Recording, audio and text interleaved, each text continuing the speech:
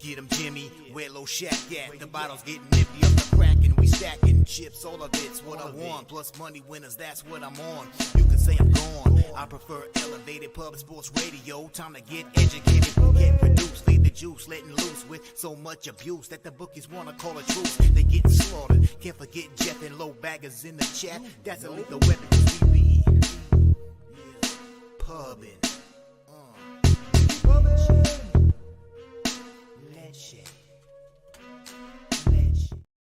Cappers, gamblers, punters, hustlers, low baggers. Happy Wednesday, July 19th to all of you. Thank you for watching Betting with the Bag right here on Pub Sports Radio. Closed out the first half with a horrific day and opened up my second half here with a horrific day. So sleepless night. Need to bounce back as soon as possible. And who better to bring on to the show than Connor Mack picks? I got C-Mac with us. I can also hear my kids playing, which to some would be a sound that brings happiness. To me, it does fill me with a bit of rage. So I'm going to take a deep breath, and I need to get that cash today.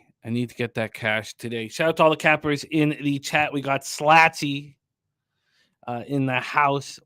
Says, same here. New Gorga won 3 out of 4 bets, being my cash cow. Everybody making money off of Manoah yesterday. I got off of Padres first 5. Very, very aggravating, but impressive work from all of you guys. Serious business in the house. There's Justin McElvey ready to get to work, and shouting out TJ for the gift. Cleveland Guardians was an easy casher. North Enders 4-0 board sweepage yesterday with a plus 300 same game parlay on the Padres Jays game. I love hearing that. There's Clint Starr, the diehard MMA podcast, talking about that Braves Diamondbacks spot. Chocolatey waterfall in the house. It is great to see you, Brandon. The great nut flush Allen Reds team total over was a thing of beauty. Mr. Vape hit the Cubs live bet before they went off. That was the only good thing I did last night. Manoah should have got out of that first inning with the strike that wasn't called, but these things happen. It's not a big deal. But I did move on the under 10.5 live after that first inning, which actually just barely got there. Barely, but it looked like it was going to cash comfortably, but barely got there. It's the only good thing really that I did yesterday. Viper JT Nuke Worker tongue-tied Rem Most. Jeffrey Moore says the gift needs to be called the herpes play today because, damn, it's the gift that keeps on giving, says Jeffrey Moore.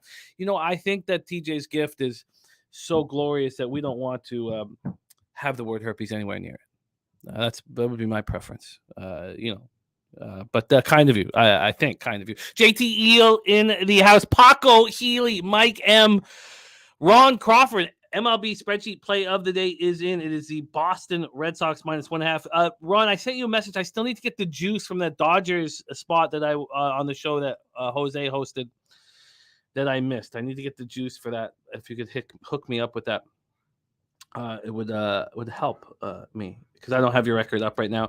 But locked in here is your spreadsheet play today, and thank you for all your hard work. Ron Crawford, Cryptoish, Londo, Cuban Wayne Gretzky, Rocco Rogers. We have a great group, and we have a ton of work to do. It is possible at the end of today's show that Flash will be joining us from Costa Rica to give us futures on Women's World Cup. He'll be letting us know if he can make it because he's live also right now. So he'll let us know if he can make it. But we're ready to rock and roll right now. So please, without further ado, welcome a multifaceted capper, unicorn capper. He caps them all. He wins at them all. His PGA Championship video is up right now. It is our showcase video on our YouTube page as we speak. Please welcome from Las Vegas, Nevada, Connor Mack to the show. C-Mac, how are you, my friend? Jimmy, what's going on? I am good. British Open, but Normally, it used to be the PGA. They switched it. Whatever 5 years ago. But yeah, British Open starts tomorrow in my time, like I don't know, midnight. So I'll have it out all my action later tonight too. Sweet. And you and Gokster working together is great. We love it. I need a bounce back. This is my low watermark on the entire season here as we get here this morning, and I did a lot of staring at the ceiling. Yeah. And I had a couple of bad beats last night too.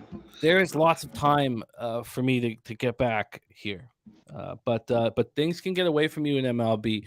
The weight of the analytics can affect you negatively. So I need your guidance, C-Mac. I have moved on 6 bets myself. Nutflush Allen, though, after the offensive outburst yesterday, says thinking about cashing out my 401k and putting it on every single under. And the Dodgers was minus 115 from Ron Crawford. Thank you. Let me get that here. That was for Friday. Put that up here and pop that right here. Okay, and I'm just putting capitals. That was Friday.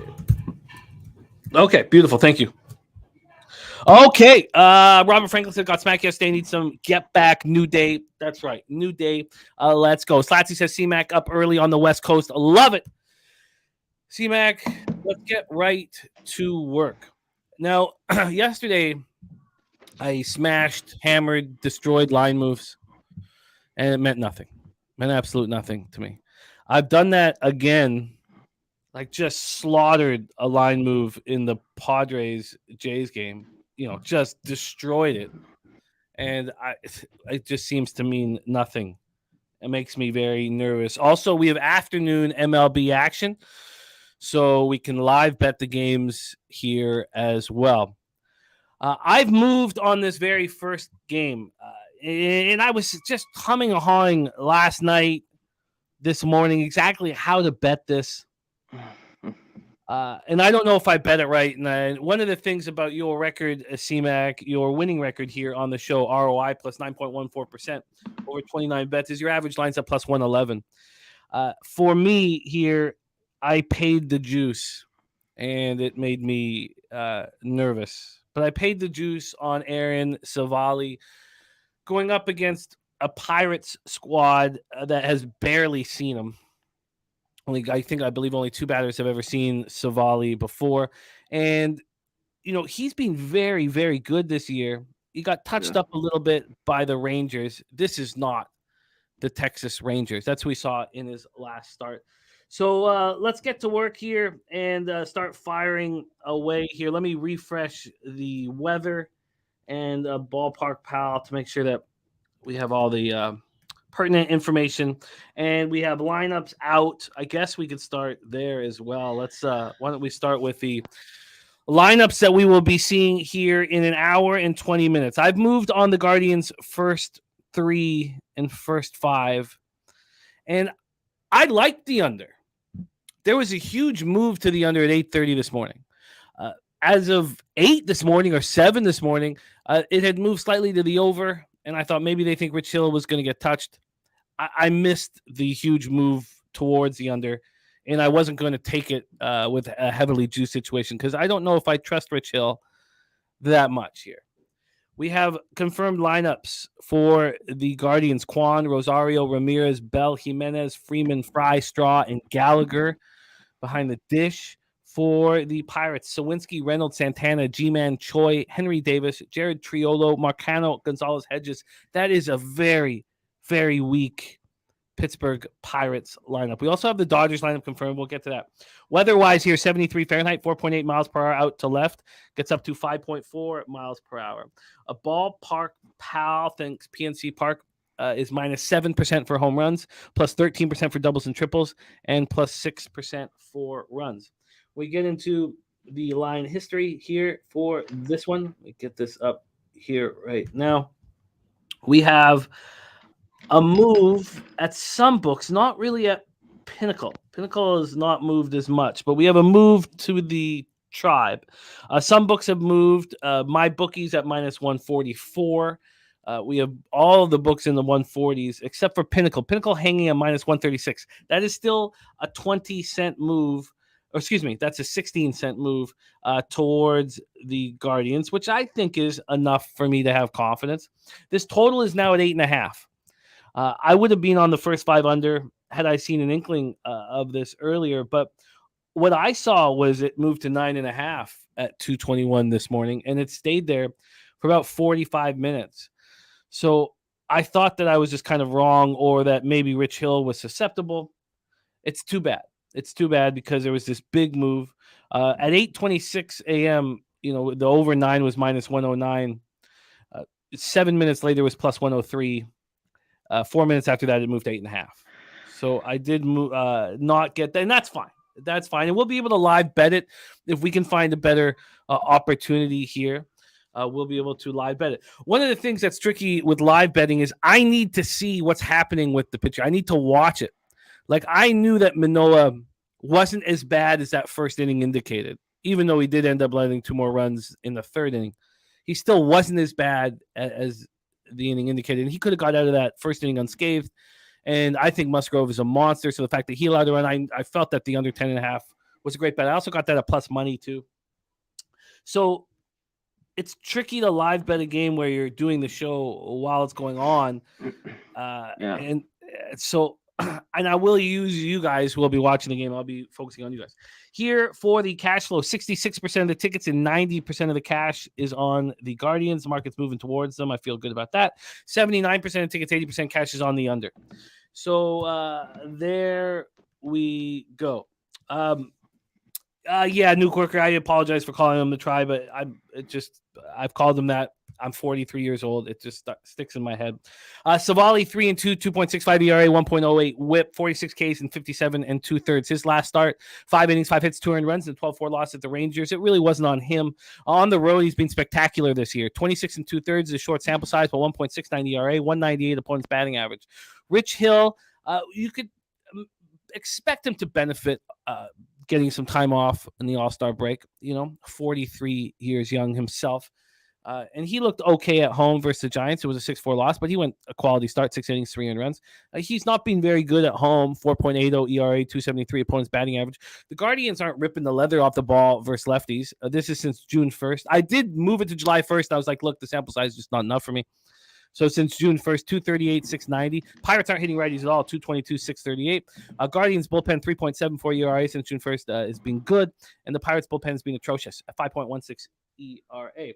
So I got, and it cost money, and I'm nervous about it. And we're going to see it in front of our own eyes here together. But I got the first 3 at minus 140 and the first 5 at minus 135.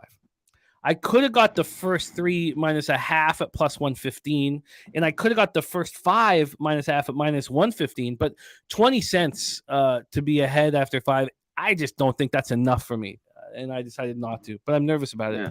Here we go, C-Mac, take it away. Our first game on the docket starts off in an hour and 19 minutes. Floor is yours, Guardians, Pirates.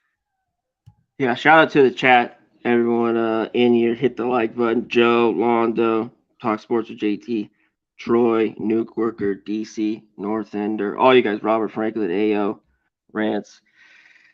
Yeah, I mean, this is pretty simple, I think, as well. Jimmy, I mean, just 2 teams, especially the Pirates, not playing well right now. You talked about the hitting. It's just been non-existent.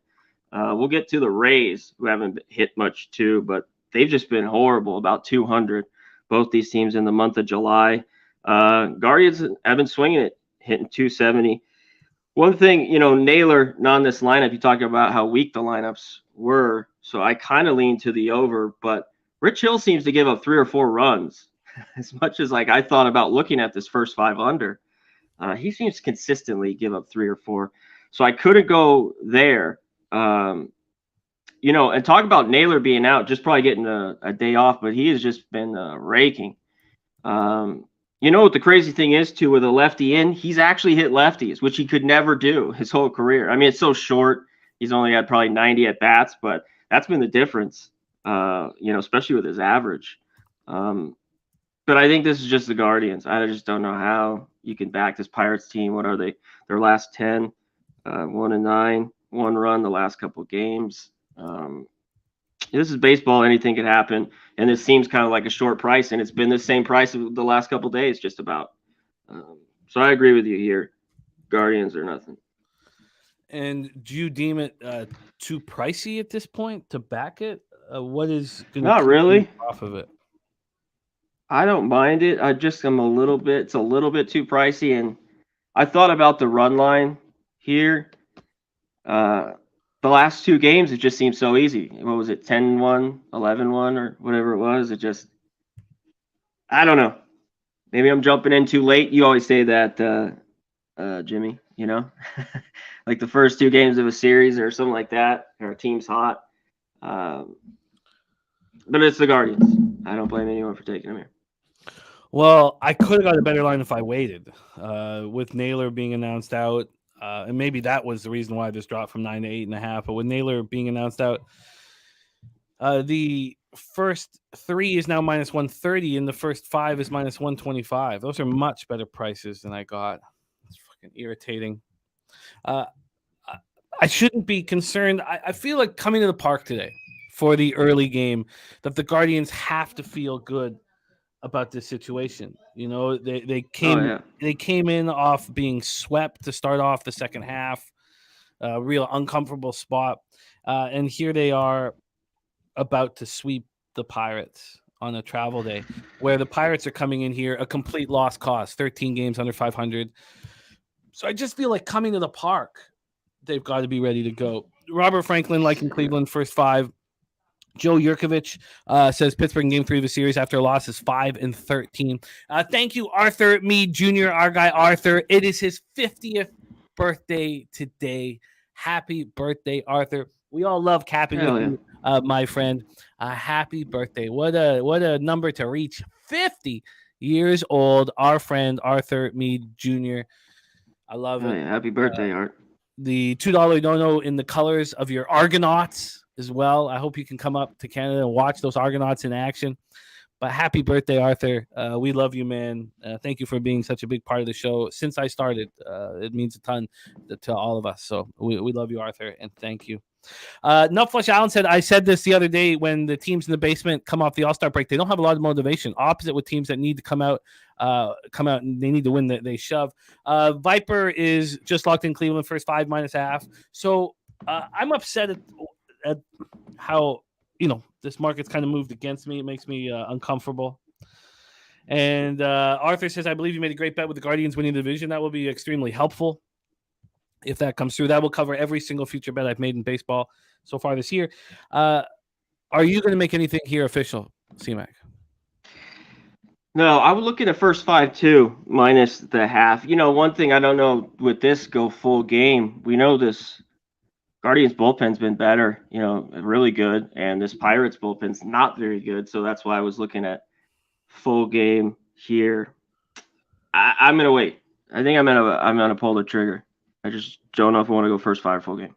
So we have an hour and 14 minutes before this pops off.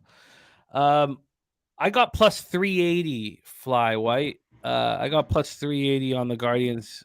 I timed it pretty well.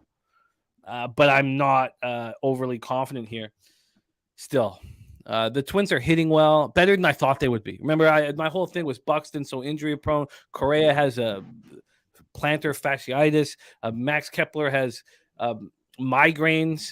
I was like, this has got to be a great spot here, But they're really hitting harder than I expected them to hit, even though they still don't look very good. And their bullpen's.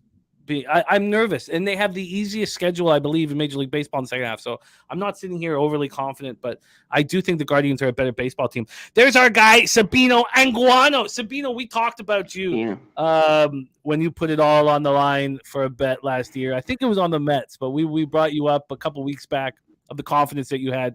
Because Sabino told us that we would never see him again. I don't mean to laugh, because I didn't like you making that bet, because it's not worth it. The risk of losing you forever I did not think was worth it. But you said that we would never see you again if it didn't cash. And then a whole bunch of guys tailed you, and it cashed easily, and we love it. Arthur Mead Jr. saying Minnesota's. JP says it was the A's. Okay, yeah, I don't. Yeah, I just remember the confidence. Arthur Me Jr. says Minnesota is going to crash in September. You watch. I hope so. I hope so. I hope so. Oh, no, it was the Mets. Okay, that's what I thought. Yeah, that was a mess. But yeah, Sabino, we talked about your confidence. Londo says Cleveland is a trap, so is the Pirates the play. Well, before Naylor was announced out, and do we have his brother in the lineup at least? Give me one Naylor. No, both brothers are out of the lineup. 66% of the tickets, 90% of the cash in the market moving towards the Tribe. The first five has changed, which makes me think that the first five under is in play. But the big bets are coming in on the Tribe. There's been a market move towards the Tribe. That's all I ask for. When there's been no market move and all the money's on one side. I mean, why was TJ so confident in the Tribe yesterday? He was so confident in them because all the money was on the other side, on all the money, and the market was moving towards the Guardians. And that gave him a ton of confidence. Obviously, the books were opening up their arms to the Pirates, and he really believes that Mitch Keller is vulnerable. And so that he thought the Pirates were a trap yesterday. Does this have the indication that the Guardians are a trap? I'm nervous about my first five and first three because of the amount of juice that I paid. The risk reward is just not high enough, but we'll see. All right. So they've always been good. I mean, and this Pirates team's not hitting. I mean, you're just thinking the Pirates, come to life today because they've been horrible lately. They've been bad. So Northander says sharps and squares on the guards. He's got a pass. We will see. There's our guy Dabby Cab in the house. Before we get into the next game, as we got afternoon action throughout here, let's promote his big show that pops off tomorrow night. We're all so excited about the Unmuted Mic. I also have reached out to a couple performers in the adult film industry. So I hope that we can keep packing these shows with really cool guests. And they've started out with an incredible guest. So tomorrow night at 10 p.m. Eastern. And really, really, we're all just really excited about this foray into something a little different than what we've been doing regularly. So big shout out to Dabby Cab and Dave Rogers. And the Unmuted Mic premieres tomorrow evening. All right, let's roll on to the next spot on the board. I've moved on this too. 1:05 p.m. Eastern. Los Angeles Dodgers 55-39, 26-23 on the road at Baltimore Orioles 57-37, 29-20 at home. We're at Camden Yards in Baltimore, Maryland. And even here, I was how do I get on the Orioles, but not in a double up situation? Is Julio Urias a fade on the road? We think so, but that last start at the Mets was very good. The Dodgers are now comfortable in this time zone, so I don't think there's even that big of a benefit with the early start, maybe very slight. But let's take a look at the weather and the situation here in Charm City. 81 Fahrenheit, 6.1 miles per hour to center, 6.1 between 6.6 and 6.1 throughout the game. It is humid. We have Oriole Park plus 7% homers, plus 11% doubles and triples, plus 7% singles, plus 13% runs. I think that Kramer is bet on as we move forward throughout the year. I think he's better than his numbers indicate. 4.59 ERA, 1.33 whip. He's got consecutive starts at home. That's important to me. He had a nice start against the Marlins, 1 earned run over 6 innings, 8 Ks and 2 walks, and a 5-2 win. And he's got bad numbers at home, which I don't think will stay that way. 5.07 ERA, he's 5-2, but he's allowed 11 home runs in 55 innings with a 252 opponent's batting average.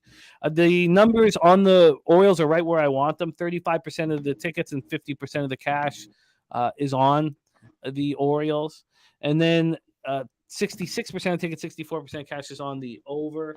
We go into the line history here for this one. Total wise, we've had a move to the, I guess a slight move to the under.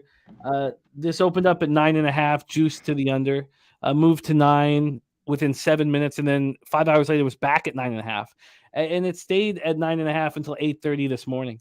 So overall, we've had a move to the under, but not a big one. And then for the money line situation here with Urias against Kramer, we have, very little movement. There's been a 2-cent move to the Dodgers. There had been a slight move to the Orioles. So we just have very little movement there. And 35% of the tickets, 50-50 on the cash flow. I think that all makes sense why there's been no movement. Nate Dogg says Urias is on the no fade list. I mean, just because of one really good road start. I mean, look at his numbers on the road. I mean, he's a tricky pitcher to figure out. Opponents are hitting 300 against him on the road. He's allowed 9 home runs and 32 2/3 on the road, but he's coming off a really nice performance. So I can understand, not fully. I mean, he's unpredictable in this spot. I guess that's what we'll put at. He's unpredictable. So Urias against Kramer. Dodgers since June 1st are hitting 254, 767 OPS versus righties. The Orioles aren't hitting lefties with power this summer. 259 average, which is nice, but just 719 OPS. And the Orioles bullpen has not looked very good, but their best arms are all fresh and ready to go. And the same can be said about the Dodgers. Arms are fresh and ready to go. Robert Franklin on the Dodgers. Let's Dance says Orioles finally open up as a home dog. Fly White says Urias has found his lights out stuff again. Rand says not bad price for the Dodgers. Cuban Wayne Gretzky on Santander. JP says Dodgers were even cheaper the first 2 games. They sure were. Alonso says if I back the Dodgers and the Orioles win, I'm going to lose my shit. That's what he says. And look at that. Chocolatey Waterfall will be on. We want you, Chocolatey Waterfall. We have discussed that we would love to have you involved internally. So that sounds wonderful. We'd love to have you a part of that show. We'd be very, very honored to have you a part of that. So here we go. Take it away, your Dodgers in play. Can't wait to hear your breakdown. I did move on the Orioles first 5, and I got plus 130. Take it away. Yeah, someone just said 8.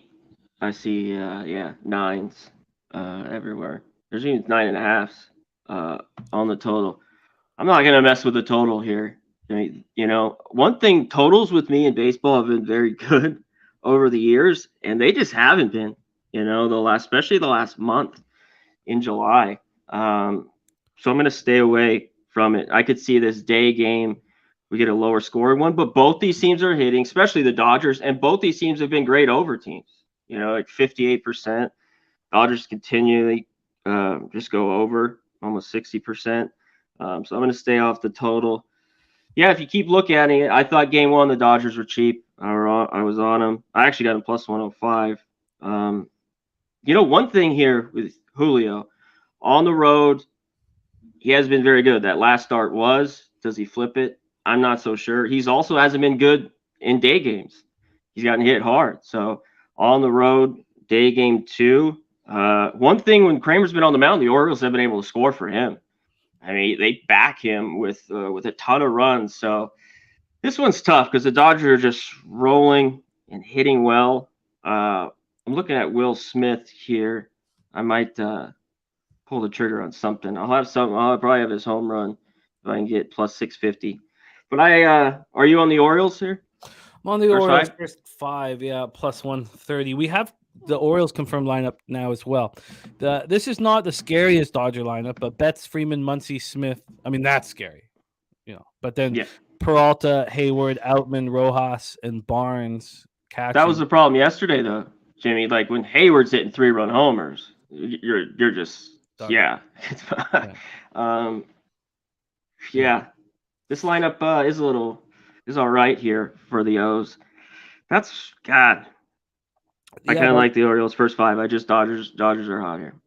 Yeah, you have Henderson DHing with Mateo at shortstop, turning the lineup over at 9. So you have Hayes, Santander, Mountcastle, Hicks, Westberg, Urias, and McCann. And so, no Adley Rutschman.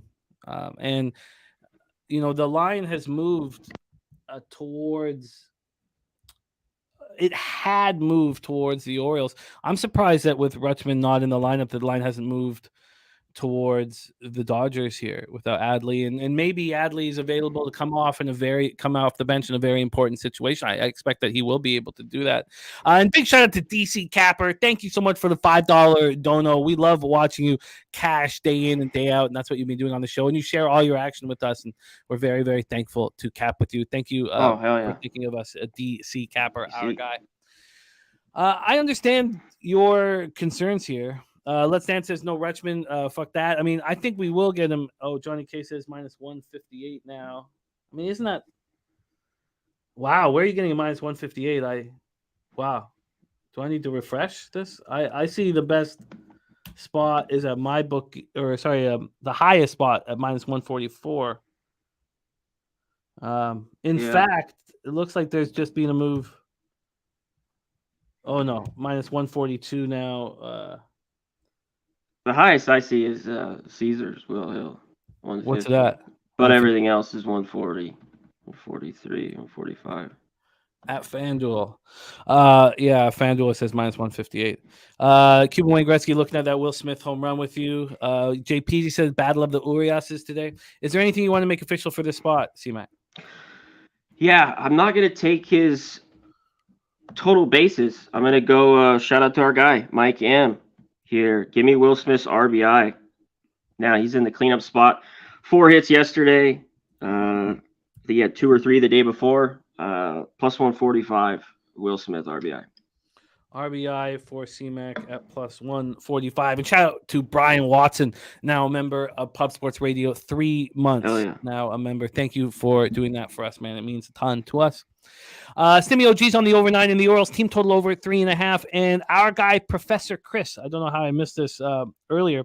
He's back on the O's again. He's made a ton of money off the Orioles this year.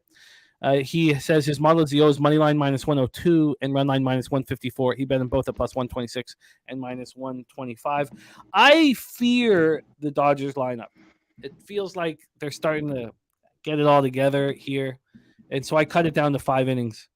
I'm not sure if that was necessary, but that's what I did. So I got the Orioles first 5 at plus 130. C-Mac on Will Smith RBI at plus 145.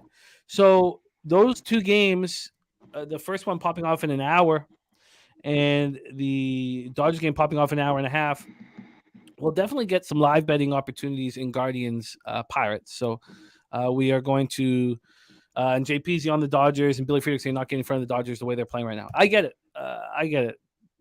I can understand it, but I think that Kramer will pitch well here. All right, let's move on. Next stop for us, 2:05 p.m. Eastern. Tampa Bay Rays 16-38, 25-23 on the road at Texas Rangers 57-39, 32-18 at home at Globe Life Field, and the roof will be closed. With this spot here, Rays, Rangers, I already heard from Gamblestein, our guy DX. He is on the Tampa Bay Rays here, and I came very close. But I did feel a little concern about this certain bullpen day, because it sounds like it's not a full bullpen day. They're interested to see if Cooper Criswell can stretch out a bit as a primary. So you have Zach Little starting. He's been bad this year, 6.05 ERA, 1.55 whip. His last appearance was July 9th, so he hasn't pitched, in 10 days. There's our guy, Guillermo Zertucci, Markel, and Johnny K says no Arozarena here. I didn't know these lineups. Oh yes, I have Texas's lineup. Let me see if I can refresh and see Tampa's lineup. I can't get Tampa's lineup yet, but Texas I have Simeon, Seager, Lowe, Garcia, Young, Heim, Jankowski, Grossman, and Tavares. The way the Rangers have started the second half, our guy Jimmy Gomez has futures on the Rangers, Division, American League, and World Series. And I did not expect them to fire out against this competition 5-0. They swept the Guardians like they weren't there, and now they're about to sweep the Rays. I mean, I did not expect them to fire out the way they have. Rand says Gray is their ace. Don't think this is an over game. I've been saying for a month now that Gray is not as good as his numbers indicate. Actually, now his numbers are a little closer to what they should be. He's not looked very good for over a month in my estimation. And I don't trust him.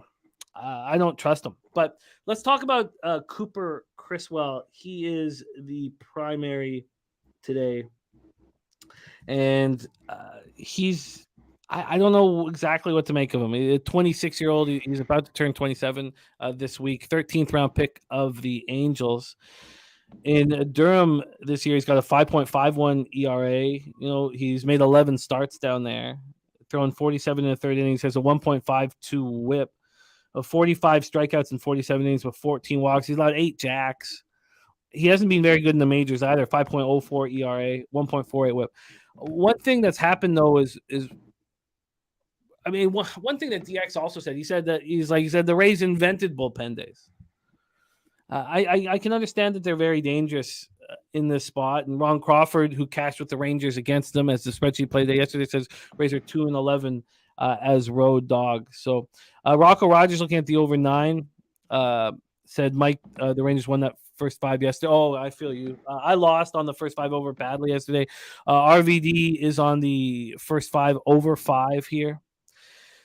So the Rays aren't hitting very well. And when I spoke of this yesterday, when I asked Noli when we were hanging out what he thought of the Rays second half is if the Orioles win the division, it's very, very helpful for me. And he said it was the offense, the sticks that are going to let them down. 247, 738 OPS since June 1st. Rangers, 273, 817. Rays bullpen back to being spectacular. 3.02 ERA since June 1st, while the Rangers bullpen is being very, very mediocre, below average even. 4.48 ERA since June 1st. So take it away for us here, C-Mac. Rays, Rangers. Yeah, the Rays. Man, the bats just ice cold. You mentioned July 202 when I brought up the Pirates. Dead last are the Rays. I can't put my money on them right now. And they're still a very good baseball team. You mentioned it. I thought yesterday there'd be runs too. It was hot. Wind was blowing out. Didn't get anything. You know, I had Seager, which was nice. Then a couple solo home runs for the Rays. You know, Gray finally got hit, like you mentioned. Was very, very good early on. This is weird. Maybe he pitches well. I just can't trust the Rays. I mean, I'd lean Rangers, but I'm off this game. And the Rays, classic bullpen. You know, that I just usually days like this are pretty good. But the Rangers playing well right now. I just have to be on them or nothing. Yeah, I get it, and I don't want them with Gray, but I think in Dabby confirming it, we can expect this roof to be closed for the rest of the year. So, yeah. That makes caps easier. You know, knowing that. Yeah, it's so hot there. Yeah, they could close it. Yeah. I don't want it here. I don't want to back Gray. I have interest in the Rays. But I don't. Zach Little and Cooper Criswell, I just don't know enough about what they're going to deliver here to be able to, have confidence. Mike M says when Texas wins first 5, next game goes over. They did not 2 nights ago, so we liked the under yesterday. But since they won the first 5 yesterday, it's a buy on the over. Trend's hitting it over 80%. Good luck. I get it. I mean, makes sense today. Rod Zwacky says Rays 0-6 with runners in scoring position. Rays win today. Rays money line. Paco Healy did move on Cleveland money line. Stimmy OG says anyone interested in some morning WNBA? He's on the Liberty -7 and the under 171.5 big from our guy Stimmy OG. Let me copy and paste that. Thank you, Stimmy, for sharing that with us. All right, well, let's roll on. Let's roll on here. Next up for us, more afternoon action. 2:15 p.m. Eastern. Miami Marlins 53-44, 23-26 on the road. At the St. Louis Cardinals 42-53, 21-26 at home. We're at Busch Stadium in St. Louis, Missouri. There's my guy Swiss Horton in the house. What up, Swiss? Sandy Alcantara going up against Dakota Hudson. We see some of these older pitchers. I mean, he's not that old, but we know he's had experience. Have 6 ERAs in the minors and then come up and seem to pitch pretty well. And he's one of those guys. I don't know why he was so bad in the minors. Now, he's only thrown 10 innings here in the show, but he's been pretty good. He's been pretty good in them. And now he's getting a chance to start. This will be his first start. So Marlins, Cardinals, Busch Stadium in St. Louis, Missouri. Let's get right to the weather here in St. Louis. We have 78 Fahrenheit, 5.7 miles per hour, right to left. By the 2 hours in, it's slightly out. Let's take a look at see what Ballpark Pal thinks of Busch Stadium today, and they don't have it as offensive at all. Minus 11 men. Now maybe the pitchers are a part of that, but minus 11% home runs, minus 4% doubles and triples, minus 9% overall. So that's the lowest. We cashed one of the few cashers yesterday was that first 3 under 2.5. I wish I added to that. And we have from Tone Miggins the levels parlay: Phillies money line, Dodgers money line, a Houston money line, and a 1.5 for Tone on that one. We'll copy and paste that right here. Okay, so let's take a look at the line history and cash flow here for this one. I don't know if we did it for the Texas one. I'm a little we may not have, but here we go. For this one, the Marlins open up plus 105. They're now minus 105. So 10 cents of movement towards the Marlins. Let's take a look at the total then for this one. We've already seen from Ballpark Pal that they don't think this is an extremely offensive situation. This opened up at 8.5. At minus 113 to the over. It's now minus 107 to the over. So we have 6 cents of movement to the under. Let's go over to the cash flow then for this one, Marlins Cardinals. 67% of the tickets on the over. We don't have any cash info. And for the money line, 85% of the tickets, 83% of the cash, and 10 cents of movement from dog to favorite. Dabby Cab, Rays Rangers, first 5 over 5, says, I think we see runs in bunches today. Professor Chris says model has Marlins at minus 124. He bet them at minus 104. Says probably could have waited. Piker said second half will be a regression period for the reigning Cy Young. Back Sandy here. Progression really because he's been so bad this year. His last start at the Orioles was a tough spot, and he allowed 2 solo shots, but went 6 innings, 8 hits, 5 Ks, 1 walk. He's not been good on the road this year. 272 opponents batting average, 4.80 ERA. I don't know what we're going to get from Dakota Hudson. He's, as I said, it's just been appearances out of the pen. Now he gets a start. He has not looked good in the minors. Marlins rating 262, 721 OPS versus righties. Cards, 268, 800 versus righties.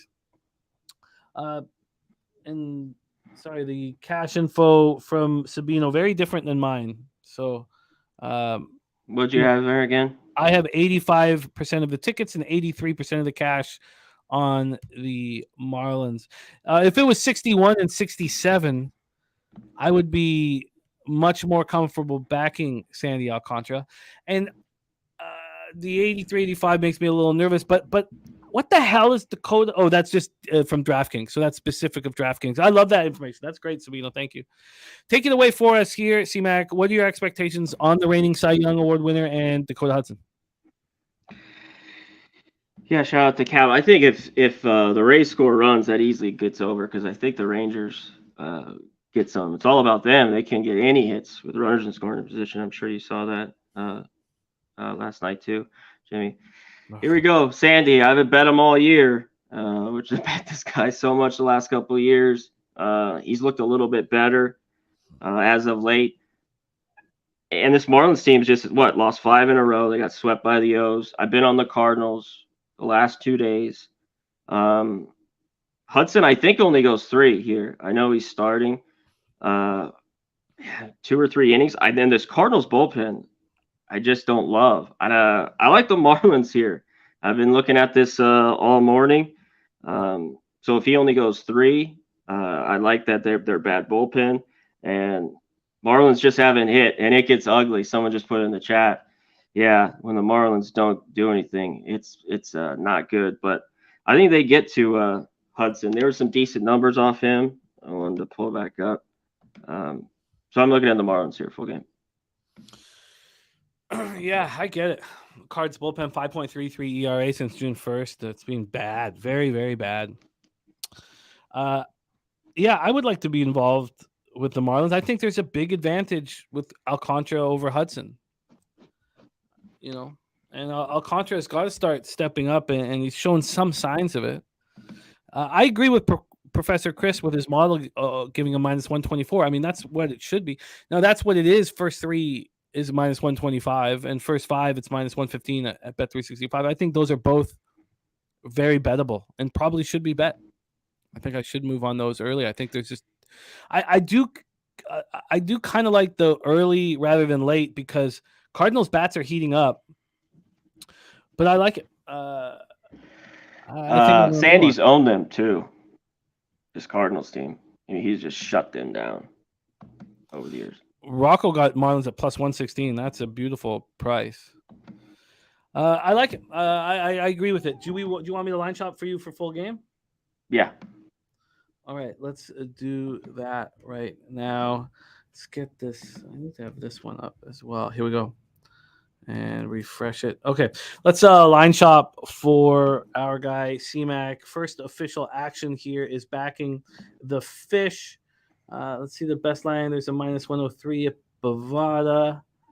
And that is the best we can give you. Minus 103 on the Marlins full game. So, C-Mac has the player prop. I totally forgot. You have Will Smith RBI. So, second official action. C-Mac Marlins minus 103. And I'd like to get in. I'd like to get in on the Fish early. First 3, first 5. I wonder, I'm going to keep an eye on that and see if maybe I need to move on that while the show is going on. But I'm not going to concern myself at this point.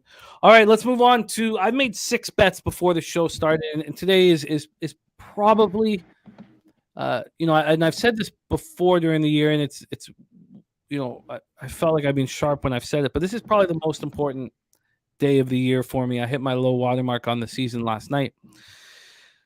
Astros, Rockies, I understand that Brandon Bielak is very professional and better than I expected him to be this year. But I can't get off of how bad or how wild his splits are. He's lights out at home, and he gets lit up on the road. And I like Austin Gomber. I think that here we go. We got C-Mac back in action. Do we? Okay, there we go. I like Austin Gomber. I think that Austin Gomber, it's after his 4 straight starts of strength. Now, on those 4 starts, he's not faced a team that's hitting 294 with an 808 OPS versus lefties. That's since June 1st. The 4 teams that he's seen aren't close to the power against lefties. But I like the opportunity to back Gomber here. Millsy, thank you. Those are it's a very kind thought. But I need a winner, Millsy, and I need one here. Stimmy OG's on the Rockies money line and the over 12. I'm also on the Rockies here. I'm on the Rockies first 5. It was pretty clear to me with all the money on the Astros that this line was moving towards Colorado, and then I found that appealing. It looks like there's been some buyback, very little buyback, but this was a pretty immediate move towards the Colorado Rockies. This came out at 5:05 p.m. last night at minus 160. By 10:13 p.m., there'd been 18 cents of movement towards the Rockies. The Astros were down to minus 142. That is the low point. They're minus 150 right now. So we have 10 cents of movement to the Colorado Rockies. And from a total situation, we've seen back-to-back 4-3 games. I'm sure everybody who was on the over yesterday thought it was going to cash easy after that 3-3 first inning. And, baseball can be a very cruel mistress. It took 3 minutes for this to go to 12 to 12.5, but then it dropped back to 12 about 30 minutes later. It's been bouncing between 12.5 and 12. It recently moved back to 12.5. So we do have a move to the over and a 10-cent move to the Colorado Rockies. Cash-wise here, 25% of the tickets and 61% of the cash is on the Rockies. I like that a lot. 72% of tickets and 99% of cash. Now, we only have 2,241 tickets counted, but still 99% of the cash is on that over. And weather-wise, 87 Fahrenheit, 7.8 miles per hour in. Then it becomes 12.8 miles per hour in. Of course, thin air and hot weather, it's still very offensive. Plus 27% home runs, plus 30% doubles and triples, plus 10% singles, and plus 34% runs. So it's a very offensive spot. Belak, as I said, 28 innings, so it's a small sample size, but a 4.82 ERA. He's allowed 8 home runs on the road in 28 innings, and he's a 3.59 opponent's batting average. His last start was at home. It was a 3-1 loss to Seattle, but he pitched decent. He pitches decent, 3.79 ERA, 1.47 WHIP. He's really good at home.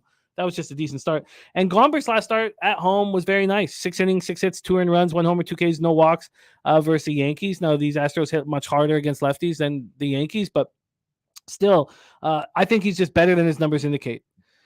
So I'm on the Rockies first 5 plus 120. Take it away for us here, C-Mac, Astros, Rockies. Yeah, I agree with you here. I have not bet it yet. Gomber's been pretty good.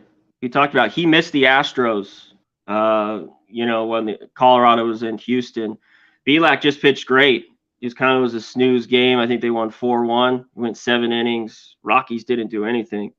And they haven't done anything in a couple starts against them. But back here at home, I like him as well. I only go first 5 with the Rockies. I'm a little bit scared of Gomber, but he's got to go here. That bullpen was a bullpen day yesterday for the Rockies. So, he's at least got to go 5. And he's been better as of late. So I like the Rockies here with you. Do you want to make first 5, first 3 or full game official? Yeah, I'm gonna hold off, but I'm pretty sure I'll be on them first 5. Okay, so I wanted to look at a couple more things. All right. Also, Cuban Wayne Gretzky has a FanDuel boost for $25. 3-legger with Sanchez, McCormick, and Will Smith. All right. So let's roll on. And Paco Healy saying there was the one low bagger who lost Clemson Natty a few years ago, said he was all in. We haven't seen him again. I do remember that. I do vaguely remember that as well. Mike M. He was going to be on the he was going to go all in on Clemson. And I don't remember his name, but he has not returned to us after going all in on Clemson.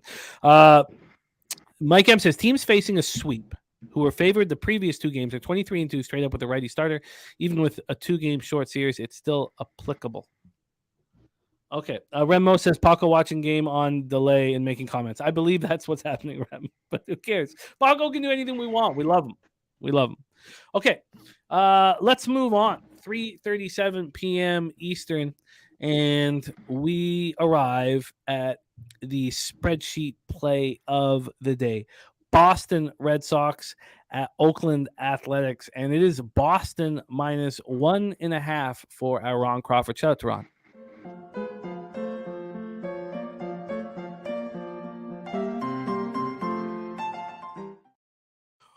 With Ron Crawford on the Boston Red Sox, we will now bring on host of Say Hey Plays of the Day. We went in different directions yesterday. He had a very strong day, and I had an atrocious day.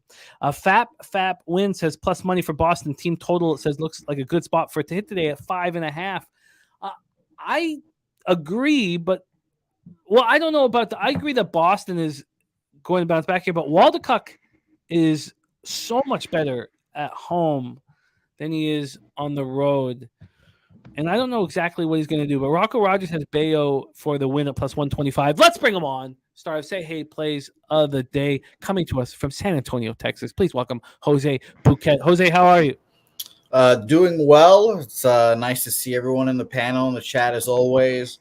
I believe in you, Dad, as always, but it's going to be a good day today. Well, congratulations on your successful day yesterday. You handled that very well. Benjamin Mills says the whole world is on the Red Sox today. Tone Miggins has Notani Jack at plus 400 for 0.45 units. Let's talk Red Sox athletics, Oakland Coliseum in Oakland, California.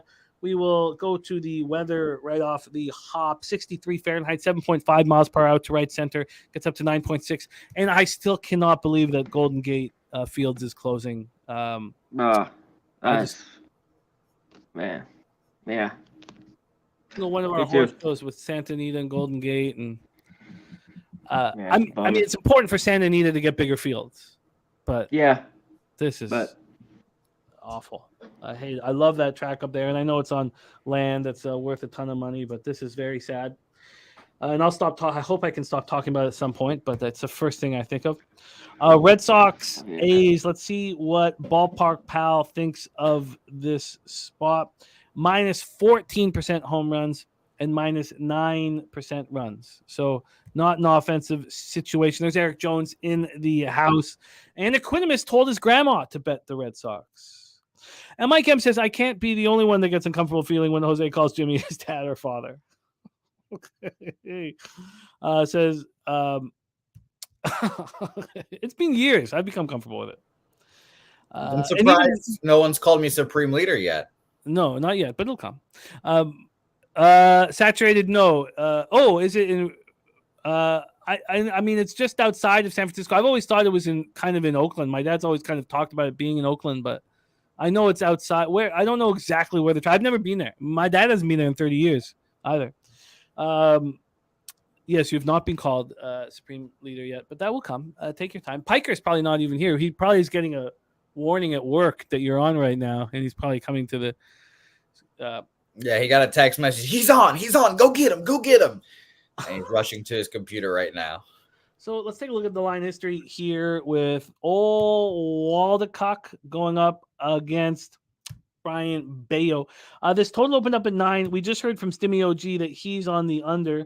This opened up at 9, and it lasted there for an hour and 24 minutes before I moved to 8.5. It was 8.5 at plus money. Now it's 8.5 at minus cash. So I find that very interesting. And I will look up the first 5 as that's becoming more appealing as I talk about the spot. Let's take a look at the money line here. The Red Sox opening up at minus 203. They're now minus 212. It got up to minus 229 at 8:19 this morning. So, 17 cents of buyback since 8:19 a.m., but still 9 cents of movement. So a big move to the under and a slight move to the Red Sox. Let's take a look at the cash flow here and see what it says. 60% of tickets, 80% of cash on the under, and market moving towards the under. Then 21% of tickets and 97% of cash on the Oakland Athletics. And there he is. Piker is here in the chat for you to build your spirits and confidence. Bayo coming off allowing 3 earned runs, an 8-3 win at the Cubs, 6 innings. He's been very good of late. He's been very good on the road as well. 3.13 ERA, 245 points batting average. And as I said, Waldecott coming off the 5-4 loss at home to the Twins, 3 earned runs over 3 2/3. It wasn't very good, but he has a 4.41 ERA at home. He's been better there. Red Sox hitting 260, 762 OPS versus lefties since June 1st, while the A's are 235, 677 versus righties. And the Red Sox bullpen quite a bit better than the A's bullpen. Johnny K liking the over. Bankroll Spence all over Yoshida props. Jose Bouquet, your Red Sox in action. Take it away. Yeah, the market it's weird in this game. It's very concerning. It screams low-scoring game. It screams low-scoring A's victory, which is even more concerning because I would call this a must-win game for the Red Sox. Can't be losing series to the Oakland A's. Getting shut out by them last night was not ideal, which honestly made me feel like this is just a Red Sox spot. Lock it in. I actually had I guess I've been capping with Rocco Rogers for this whole season now, and it seems like he's rubbing off on me a bit. I looked at Brian Bayo to record the win. I see it at plus 115 on my book at Bet Online. Shout to them. As always, go sign up for an account using the link on our website, pubsportsradio.com. And if you're not watching the show on pubsportsradio.com, you should. You can comment along there as well. Same experience, just be on our website and check out all the things there. But the offense for the Red Sox has been the thing that's been confounding to me this whole season. Their numbers are great. 10th against lefties this year, 110 weighted runs created plus, 154 weighted runs created plus against lefties this month. Feels nice. But I will probably just stick with Brian Bayo to record the win here. I think I'll make that official. Like I said, Rocco got it at like plus 125, so shout out to him. I've got it at plus 115 currently. We can shop around, whatever. But I just think the Red Sox have to win this game, and it's just concerning that all that money is on the under. And the like 97% of the money on the A's is just crazy. I know the Red Sox aren't like a team you want to bet at minus 200, but still. I'm starting to think about this first 5 under. There's our guy Wine Time Sports in the house. Let's hear what C-Mac has to say.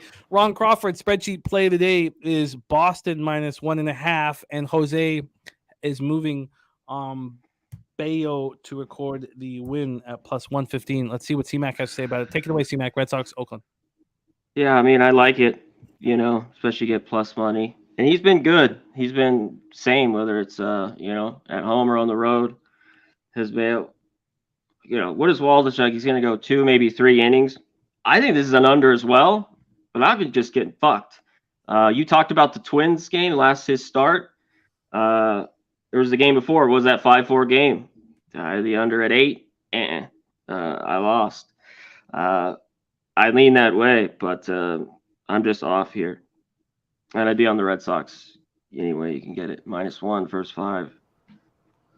For the win. It's fucking crazy that Joe Yurkovich just put this stat out there. Oakland in game 3 of a series is 4-26 this season. Good God. That is horrible. Wow, that is horrific. So this total, I mean, maybe it's so crucial to have gotten the 5. Maybe that's what was necessary. The 4.5 is touch and go. I guess maybe the first 3 under 2.5 might be better. I'd be curious to see what the juice is on that. So yeah, I think Bayo's all right. It's just Waldichuk. If he can give up a run or 2, you're good. But I'm worried he could give up a few. Yeah. No, I agree with that. I think that you got to think consecutive home starts. Professor Chris says the model has the Red Sox at -299. JPG says, has the Red Sox lineup being confirmed? Is Devers back? Duvall in? I need that info. He won't be back. I can tell you that. Devers is back first game for the Mets series.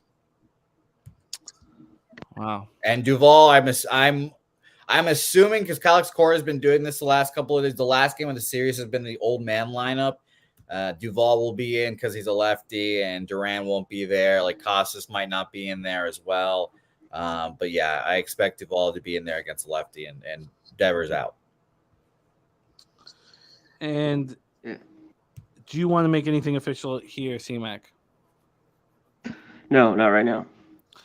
Okay, I'm interested in this first 3 under 2.5. I mean, that first inning is getting through that heart of the Red Sox lineup is. I mean, it's a little easier with Devers out, but can I trust Waldichuk is the question. Nasty Nate says Devers RBI props are on his book. I would be surprised. They tweeted out yesterday that he's not back until tomorrow. I think it's tomorrow. I don't know when they play the Mets, but yeah. All right, let's roll on Jose on Bayo for the win of plus 115. Ron Crawford spreadsheet play today on Boston -1.5, and I have interest on the first 3 under 2.5. Jose, do you have any other say hey plays today or something else for us down the road? Yeah, I've been battling with the Detroit Kansas City Royals game all morning, and we can talk about that one. I was a little surprised that total moved to the over. I think it was just probably lined too low initially. A lot of money on the over, and I might be the stick of the win there. All right, let's roll on, and we'll bring you back for that one. So that concludes afternoon action. So let's just review afternoon action here for anybody that joined us late. I got the Guardians first 3 and first 5. It was before Naylor was not in the lineup. The line would have been better if I had waited, unfortunately. That game pops off in 29 minutes. I'd have some interest live betting it, depending on what goes down. I'll have it up here on my screen. I'll try not to pay too much attention to it as we're going to be capping the rest of the games, but I'd love to hear from you guys if you guys are moving on any live action there. Then I'm on the Orioles first 5 at plus 130, and C-Mac is on Will Smith RBI at plus 145. I am going to move on the fish early with the squad. Professor Chris on the fish, C-Mac on the fish. I'm going to move on them early, first 3 and first 5. And Tone Miggins has a levels play of the day. It's a parlay, levels parlay, and that's starts with the Dodgers money line, then the Astros money line, then the Phillies money line. I have the Rockies first 5 with Gomber going up against Belak, and then will I add the first 3 under 2.5 in Red Sox A's? That decision will need to be made. That doesn't start till 3:37 p.m. Eastern. So that concludes afternoon action. Let's move on to evening action. 6:40 p.m. Eastern. Milwaukee Brewers 52-43, 26-22 on the road at the Philadelphia Phillies. 52-42, 26-17 at home. So this would be the third leg of our guy Tone's parlay. Citizens Bank Park in Philadelphia, Pennsylvania. Let's start with the weather first in Philly. And we have 77 Fahrenheit, 7.3 miles per hour to right center. The wind is swirling. So by the end of the game, it's actually blowing in. But it blows out for the first hour and a half. And Citizens Bank Park on Ballpark Pal plus 13% home runs, but minus 8% doubles and triples, and just plus 3% overall. Going into the line history for this Ray Sanchez start, we have Christopher Sanchez and the Phillies opening up minus 181. They're now minus 157. Just a huge move to the Brewers. So we have a massive, massive move to the Milwaukee Brewers. And then, you know, it really irritated me staying off of Nola yesterday. I just wanted the Phillies first 3 and first 5. And you know, the market talked me off of it. And, you know, and Pete agreed with the sharps on the Brewers. He moved on the Brewers. And that just, got me off of very important winning bets. From a total side of things, I got the first 5 up right now. There's been very little movement on the 5, almost none. On the full game, though, here for this one, again, almost no movement. Pinnacle opened this up under 9 minus 103. It's now under 9 plus 101. So 4 cents of movement to the over. So we have a huge move to the Brewers and 4 cents of movement towards the over. Cash-wise, 61% of tickets and 77% of the cash are on the Milwaukee Brewers. That's wild. 67% of tickets and 98% of cash on the over, and we've only had 4 cents of movement. I'd be very concerned if I had a big number on the big amount of cash on the over. There's Paco Healy with the $9.99 dono. Thank you so much, Paco, our guy. I got a chance to hang out with him in person once again. I've got to hang out with him a few times in my life, and I've enjoyed every time I get the opportunity. Our guy Paco Healy, San Diego, in the house. So here we go. Ray Sanchez, Professor Chris Marlins Phils minus 167 says no value here. Vitalis on the Phillies and leaning under 9 says it moved to 8.5. I did not see that anywhere. Let me just go back to that. Did I miss that? Sorry, this is crucial here. There's no 8.5s here. There's no 8. It's all 9s, and it's all juiced to the over. So where could you? I mean, but I'm sure you're seeing it somewhere. Where is that 8.5? Vitalis, I'd love just for us all to know because I don't see anything here, and I see all the 9s juiced to the over. Colin Ray, 4 2/3 last start, 5 earned runs, 7 Ks, 1 walk, 8-5 loss at home versus the Reds. I'm surprised that he's being backed here. Very surprised. He's been better on the road than he's been at home, but he's been pretty good on the road. 4.08 ERA, 205 opponents batting average, just 4 home runs allowed over 39 2/3. Maybe they're saying that Christopher Sanchez is the vulnerable one. I mean, he's only throwing 30 1/3 in the big leagues, and he's coming off an 8-5. They're both coming off 8-5 losses to different teams. Sanchez coming off 8-5 loss at home to the Padres. Brewers versus lefties, 252, 759 OPS. Phillies, 265, 758 versus righties. And Rand says Sanchez is pretty good, liking the under. Brewers bullpen 3.56 ERA, Phillies bullpen 3.35 ERA. Both bullpens being very good. It would be a full game over, or full game under that you'd want because the bullpens have been so good. I wonder if these two starters are vulnerable. Let's see what C-Mac has to say. Take it away. Citizens Bank Park, Philadelphia, Pennsylvania. Brewers, Phillies. Yeah, I think they might. Real quick on the total, I need a 9.5 or 10 to kind of look at this under when I was looking at it last night. Just don't trust these guys enough. Sanchez has been all right, I think he goes 4 or 5. Brewers have been a little bit better against lefties. Ray, on the other hand, you talked about it. he's been all right on the road. He's had some good performances. He's given up 3 or 4. This price is just a little bit too big for the Phillies. And yesterday ended up being a 4-3 game. I kind of lean the Brewers here. I just don't know in the end if I can get there. Yeah, I get it. Just doesn't correlate with the X's and O's enough for me. Yeah. So I'm just going to stay off. I do not know what Sanchez is going to give us with his small sample size. I certainly don't trust him. And Colin Ray, I'm surprised the books are believing in him. And you put that together, and I just don't want to be involved here. So let's move on. 7:07 p.m. Eastern next up for us. New York Yankees 50-46. I got their season win total under at plus money, and I love it. 50-46, 22-23 on the road at the Los Angeles Angels, 48-48, 26-22. I got both these win totals unders for Yankees and Angels. I expect to cash both of them. Angel Stadium in Anaheim, California. Let's take a look at the weather here in Anaheim. 82 Fahrenheit. Hopefully, Wine Time Sports in the chat for us. 82 Fahrenheit, 10.5 miles per hour to right center.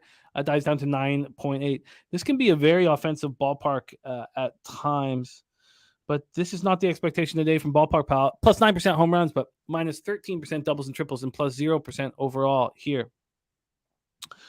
And oh wow, Nutflush Allen says, shout out to Nate Dogg. What a guy. Says going through the stuff he's going through and still finds time to help Christian project. All I can say is wow. I love hearing that. Yeah, we're Paco Healy reached out to me wanting to do something for our friend Nate Dogg with the difficult times he's going through right now.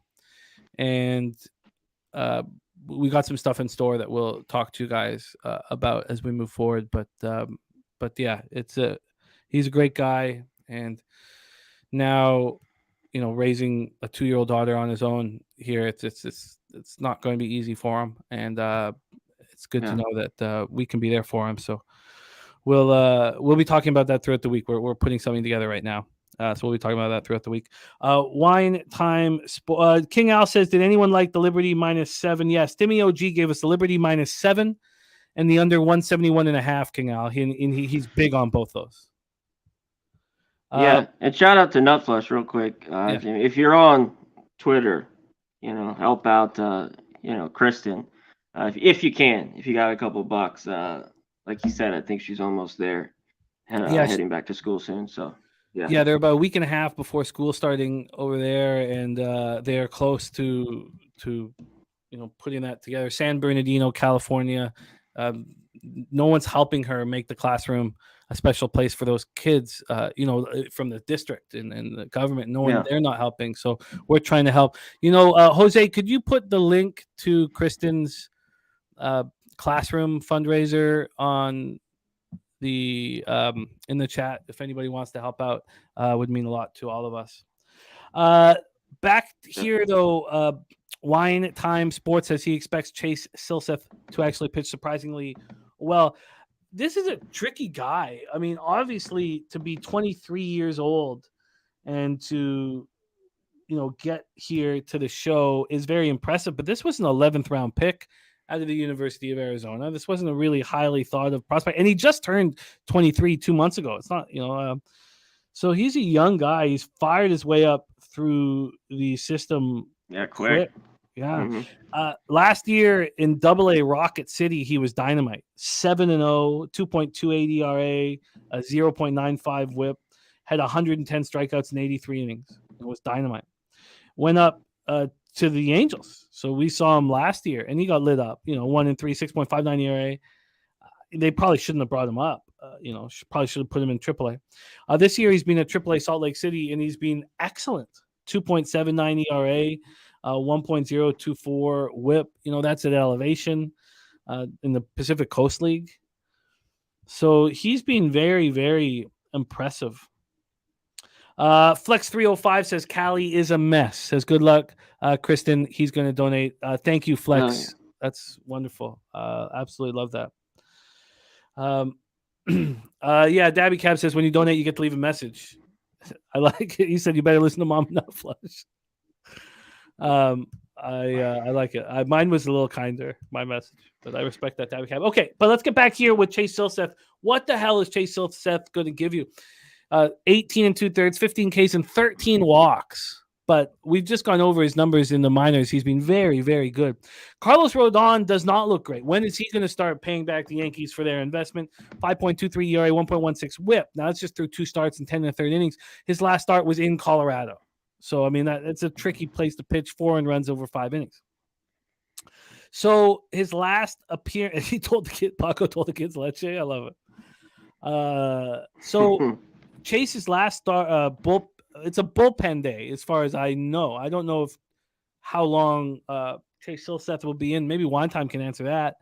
Yankees versus righties, 206, 632 OPS. Angels versus lefties, 239, 740. And the Yankees bullpen being quite good. Professor Chris says Angels for me. Model is Angels money line minus 110. He betted at plus 120. Let's hear what C-Mac has to say about a team he knows very well in the Los Angeles Angels. Take it away. Yeah. Angels are nothing here, which is a little crazy to say. Because you talked about Jimmy, I think you'll cash easy on your under win total. This Yankee team can't hit. I like the under here. It was on that first 5 under 5 yesterday, and there's 6 runs and nothing the rest of the way. 2 in the bottom of the 5th. Yeah, just a swift kick in the nuts. Rodon, I was on the Rockies in that start where he kind of got hit, his last start. I think he pitches better here. I don't trust both these lineups. And Silseth, I think he can do all right. You talked about he's got to keep the walks down. This Yankees lineup doesn't scare me. So I'm leaning Angels here at this plus price and the under. I wanted to look at it a little longer and lineups, the whole deal. So do we want to make the under official at this point, or are we going to wait on both sides? I'm going to wait. Okay, we're going to wait on both sides so possible. The brother man says what happened to Nate Dogg 420? Because we have 2 cappers in chat. One Nate Dogg 420, and then we have Nasty Nate, right? So we have 3 Nates. 3 Nates. That we roll with here, and that we love all of them. And so Nate Dogg 420, he is, he's got 2 children that are under 18. He's got one at 13 and one at 2. And both of his baby mamas have died in the last year and a half. So he's now raising the 2-year-old solely. So, and she was living in Hamilton. He was living in Toronto. So he is manned up in the way you would expect. The way you would hope, I should say, maybe not expect, the way you would hope a man to handle the situation. He's done all of that, and it's been very inspiring to watch. So, Kalia is his daughter, Kalia, and she's now, with Nate, and they're moving forward with strength and dignity and hope and all that, is positive in life. That's how they're moving forward. And so we want to be there for them. So we're going to do a couple different things here, and I'll let you guys know. And he wants the 13-year-old as well, so he's working on getting her under the same roof and having all of them together. So, but you know how this stuff works. There's a lot of red tape and stuff that you got to get through and things of that nature. So he's working on all of that. Okay, let's roll here back to this Angels. Yankees. I do not feel an angle that I'm comfortable with. Wine Time's going to be at the game live, and we'll be talking trash to all of the Yankees fans. I love it. I'm not fat. Says he needs a 3rd leg before this Cleveland game starts. He's got Boston first 5, Cleveland money line, and what else? I can tell you this here that our friend Tom Miggins has the levels parlay, and he's got the Phillies money line, the Dodgers money line, and the Astros money line. I can tell you also that C-Mac is on the Marlins full game. So is Professor Chris, and I'm on the Marlins first 3 and first 5. So anything in that area. Ron Crawford spreadsheet play today is the Red Sox -1.5 with Bayo. And there's our guy Wham Bam, Braves team total over 5.5. I believe you cashed that yesterday too, Wham. I believe.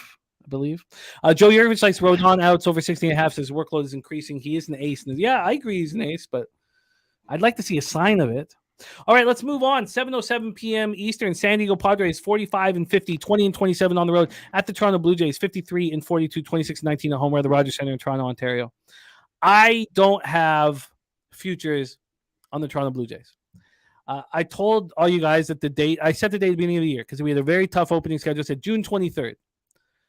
We got to June 23rd, and I was like, I don't want to bet these Blue Jays. I do not know what to do in the futures market. I've got the Orioles to win the division. I thought about adding the Jays, but what do I really? I mean, I really like the Orioles spot here. I don't trust the Blue Jays. If Manoah is not going to step up, what are we going to get from Hyunjin Ryu? Are they going to move for Marcus Stroman? Because we have no I shouldn't say no, because we have Tiedemann and we have a couple others.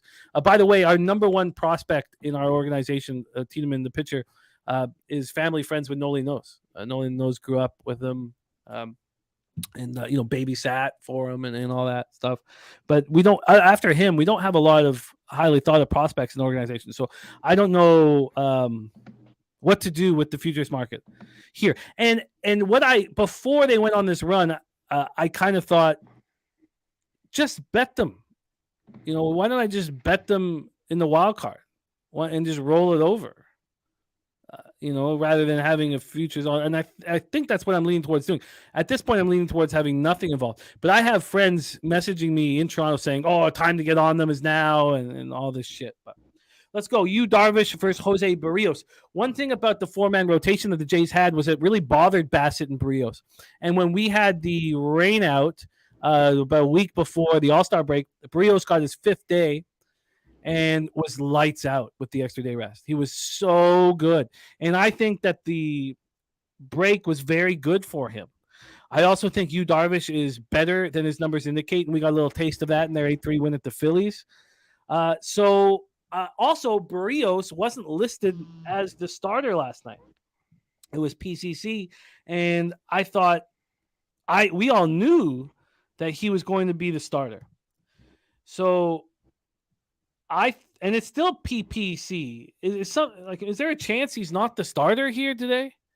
Because all we know is that Barrios is starting here. Now I bet it with PCC, but I destroyed the line move.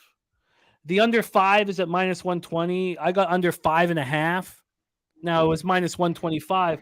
But I also did something that I've been planning to do on the other side. I've been planning on betting under 2s at big plus money. But here in the first 3 under 2s, here the first 3 under 2.5s -105. I got the under 3 at -125. I used the -1 calculator to get the 2.5 and the 3.5. So I have the first 3 under 3 and the first 5 under 5. And I think that Barrios will look really good when he gets legitimate rest, and that's what he's been receiving. And I think Darvish is better than the numbers indicate. Now, the Padres are hitting righties hard. Machado's a machine right now.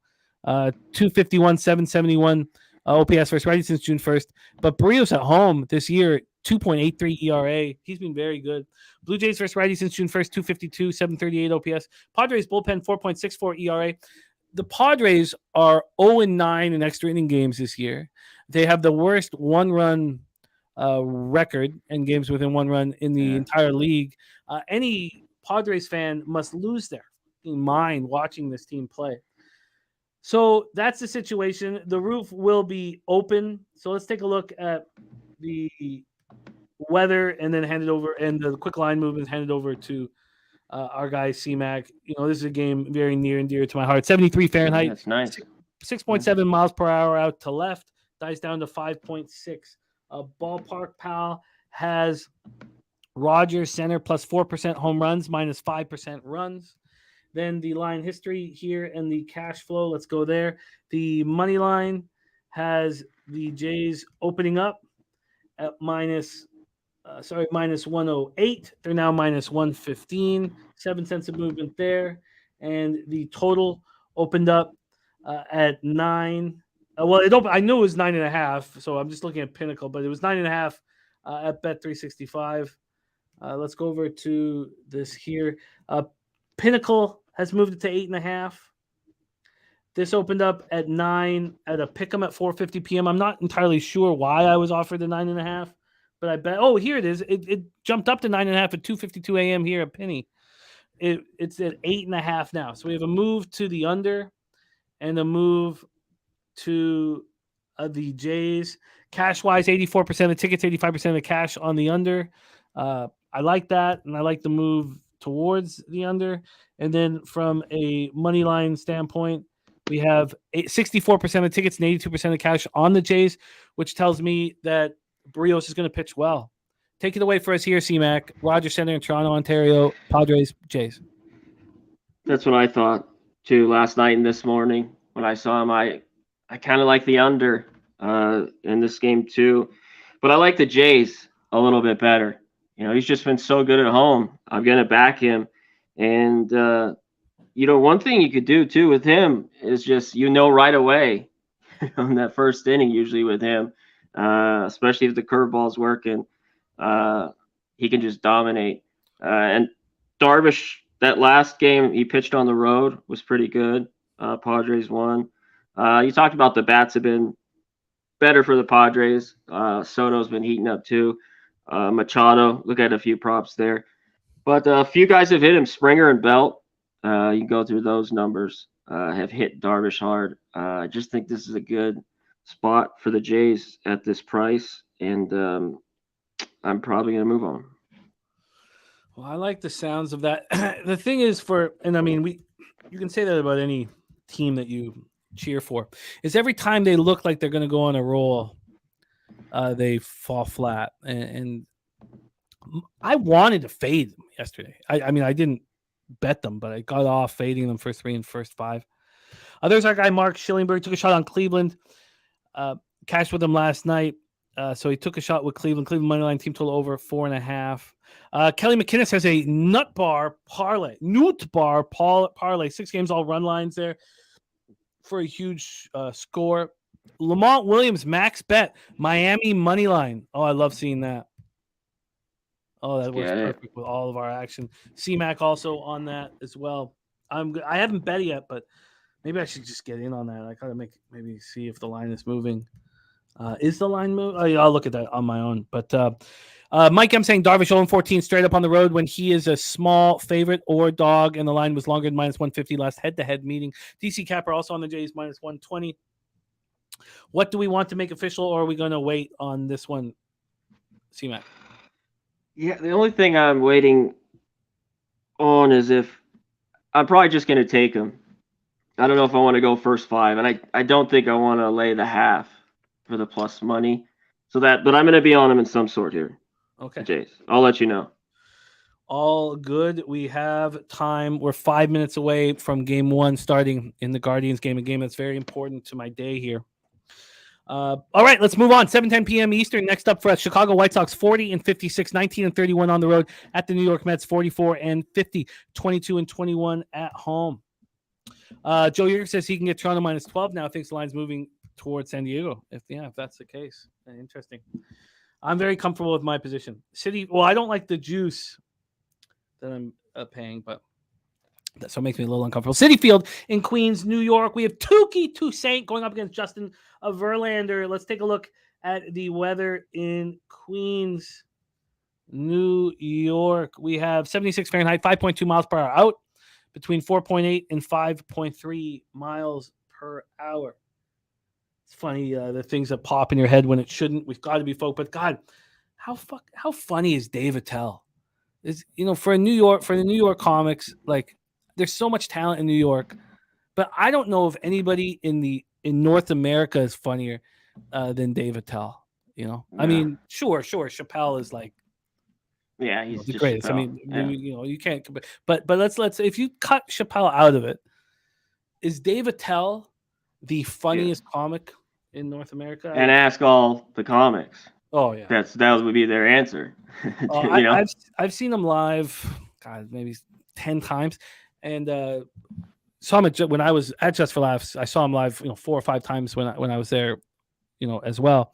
Obviously, he was on much better shows, but it's always different. It's always fresh. It's always brand new. It's always so sharp. It's always he's got this pain inside him that just comes out. It's just yeah. I'm sorry to talk about it, but let's go back to work. Okay, here we go. Thank you, Lamont, for sharing that spot. Thank you so much, Lamont, sharing his max bet, which has been a thing of beauty. Spending penny bombs on that Danny Jansen RBI at plus 165. We have a real problem against lefties with our, with Kirk and Jansen. Kirk's batting like 150 against lefties. Jansen's batting 190. But if it's a righty on the hill, Danny Jansen is Kirk is our backup. Danny Jansen's our starting catcher. Professor Chris says the model has Chicago White Sox plus 144, run line minus 156. He bet them both 185 and minus 105 respectively. All right, so let's take a look at the cash flow and the line history then for this spot here. We have, I got San Diego Toronto up. We have the Mets and Verlander as big favorites.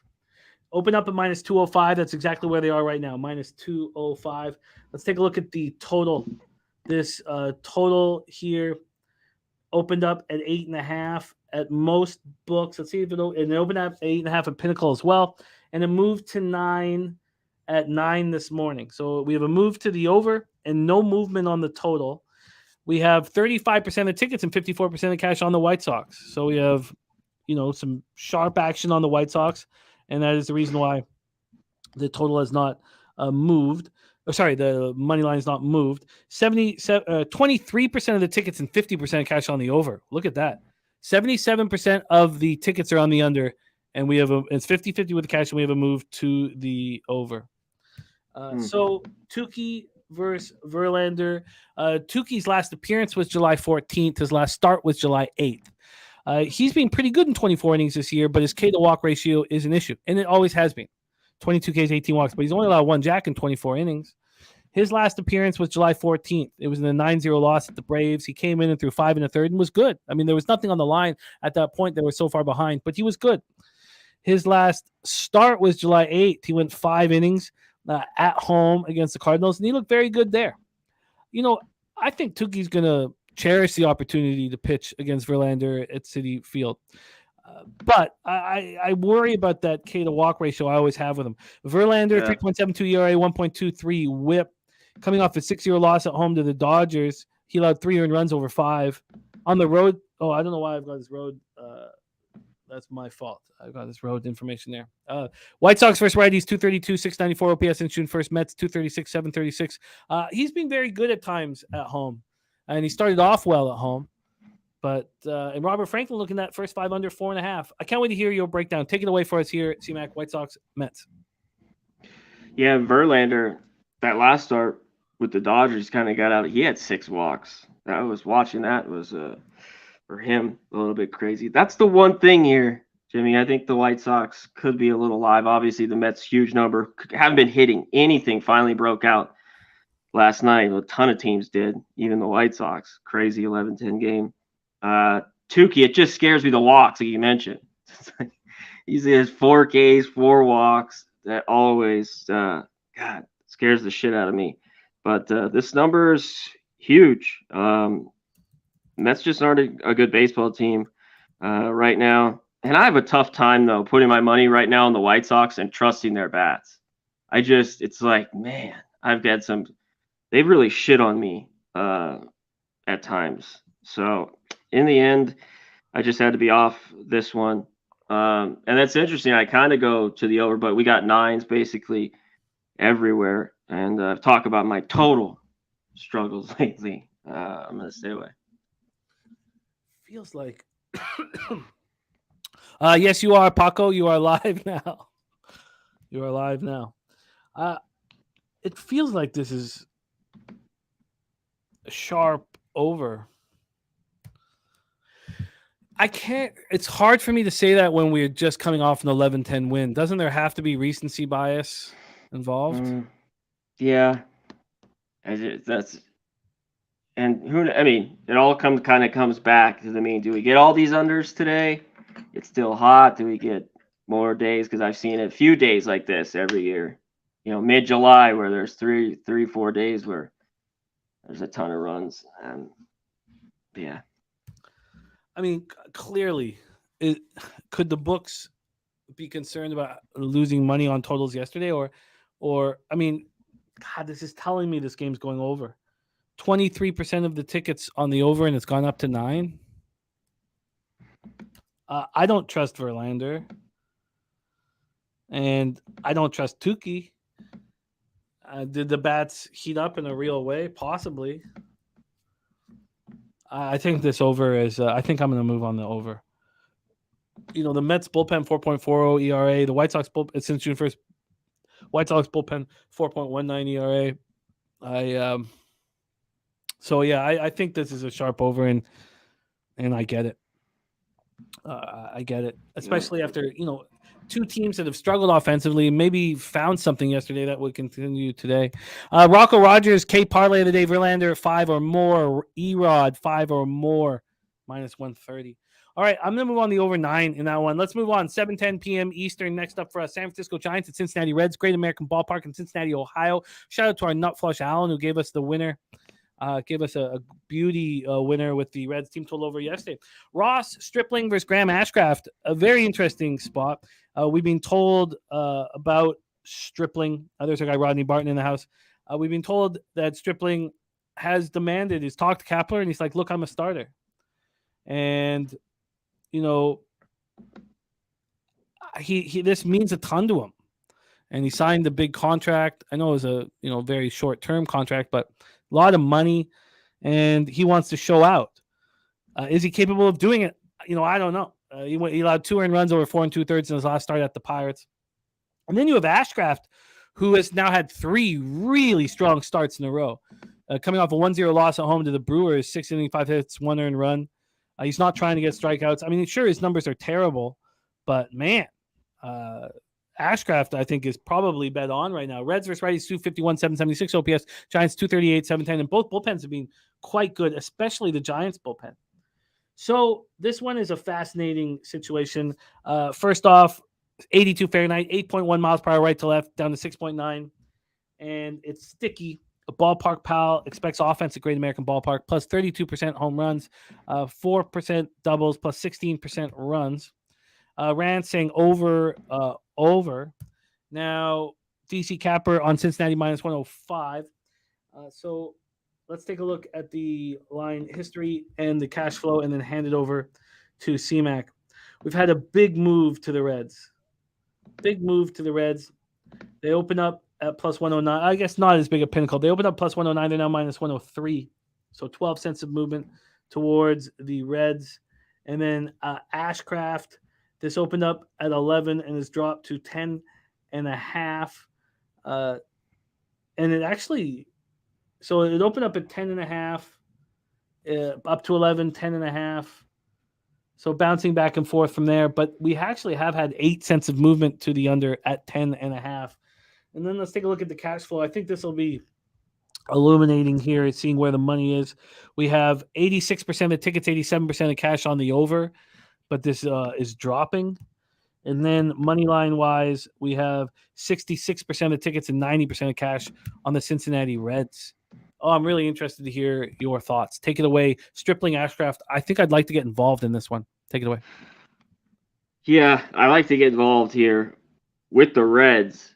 It's just, is everything kind of catching with them a little bit? They didn't hit coming out of the break versus the Brewers. And then a game like yesterday where they score a bunch of runs, and they were winning games, high-scoring games. But the Giants are just red hot. This team just keeps winning. I don't know what they won, 7 in a row. So it was tough for me. Stripling, he doesn't go. I don't think he wants to go longer, but he's not going to see 2 innings is it, maybe 3. They don't want him seeing the lineup twice. And Ashcraft, after getting cracked, has looked very good because I think he's got good stuff at home. This one was too tough. I like to be on the Reds. Giants are hot. Reds aren't, and I'm off. God, I know it's tough to believe in Stripling, but I think that the Reds and I think the Reds, if they're live, it'll be first 5, and I think the under's live. I think that these pitchers, one of those situations where you have 2 pitchers with very high ERAs, they're better than their numbers indicate. It's a very offensive spot, obviously. Rocco Rogers says Stripling's outs went from 14.5 to 15.5, now even at 14.5. That didn't make sense. Interesting. Rem Mo says, is there a flash segment today? I will message him right now, and we will see if he's going to try to make. He said he was going to try to make it, so I'll message him, see if we get futures on the World Cup to close out the show, Women's World Cup. So, yeah, I like both of these bullpens. God, it's a dangerous under in this weather, but it is. And how? I mean, I kind of like it because did the bats just wake up one game? Because I knew they were going to cool down at some point, Jimmy. They were just scoring a ton of runs there before the break. The Reds. Yeah. Obviously, I passed on them at plus 450 to win the division, so I'm pretty nervous about whether or not I know the whole idea of what we're trying to do is buy low and sell high, and I didn't feel like that was happening. But let me get to this. What the hell? Why is this not here? I'd like to just take a look at the bullpen usage, because these bullpens have been good, but you have to think that they were hammered. Look at this. Extra inning game on the 6th. The Giants are just playing close games every game, so they're bullpen and no days off. That's same with the Reds. That means that I think that means that I have to trust. Nutflush Allen says, "What's your Reds team total over number?" So that means he thinks. So Nutflush, that's the wink, wink, nudge, nudge. He thinks Stripling is going to get hit. Yeah, and real quick, Nutflush is the one who said, and his last start was longer. Are they going to let him go a little bit longer? He went. He's never going to go more than 5, but with Stripling, he went 4 2/3 at Pittsburgh.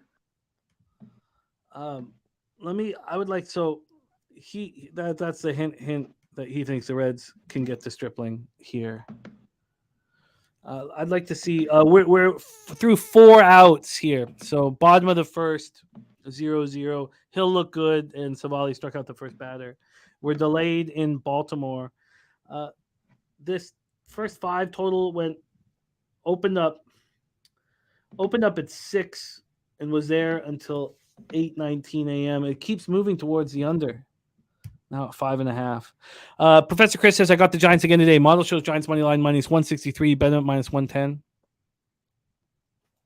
Spenny says that we saw over 200 combined runs through all games yesterday. Thinks we see a bunch of unders. And Joe Yerker says Abbott versus Cobb tomorrow afternoon. There's your under. JPZ has Reds team total over 4.5, heavily juiced. Well, I think Ashcraft is going to pitch well here again. Coming with consecutive home starts, he's putting it together. Do you look at Reds first 5 or the under? Yeah, I'd like to bet both. Okay, but it's a lot of money to have invested in a game with volatility. Joe Yer says if Ashcraft turned things around, big value on the Reds here. Yeah, I think Ashcraft is a better pitcher than Stripling. That's pretty easy to say.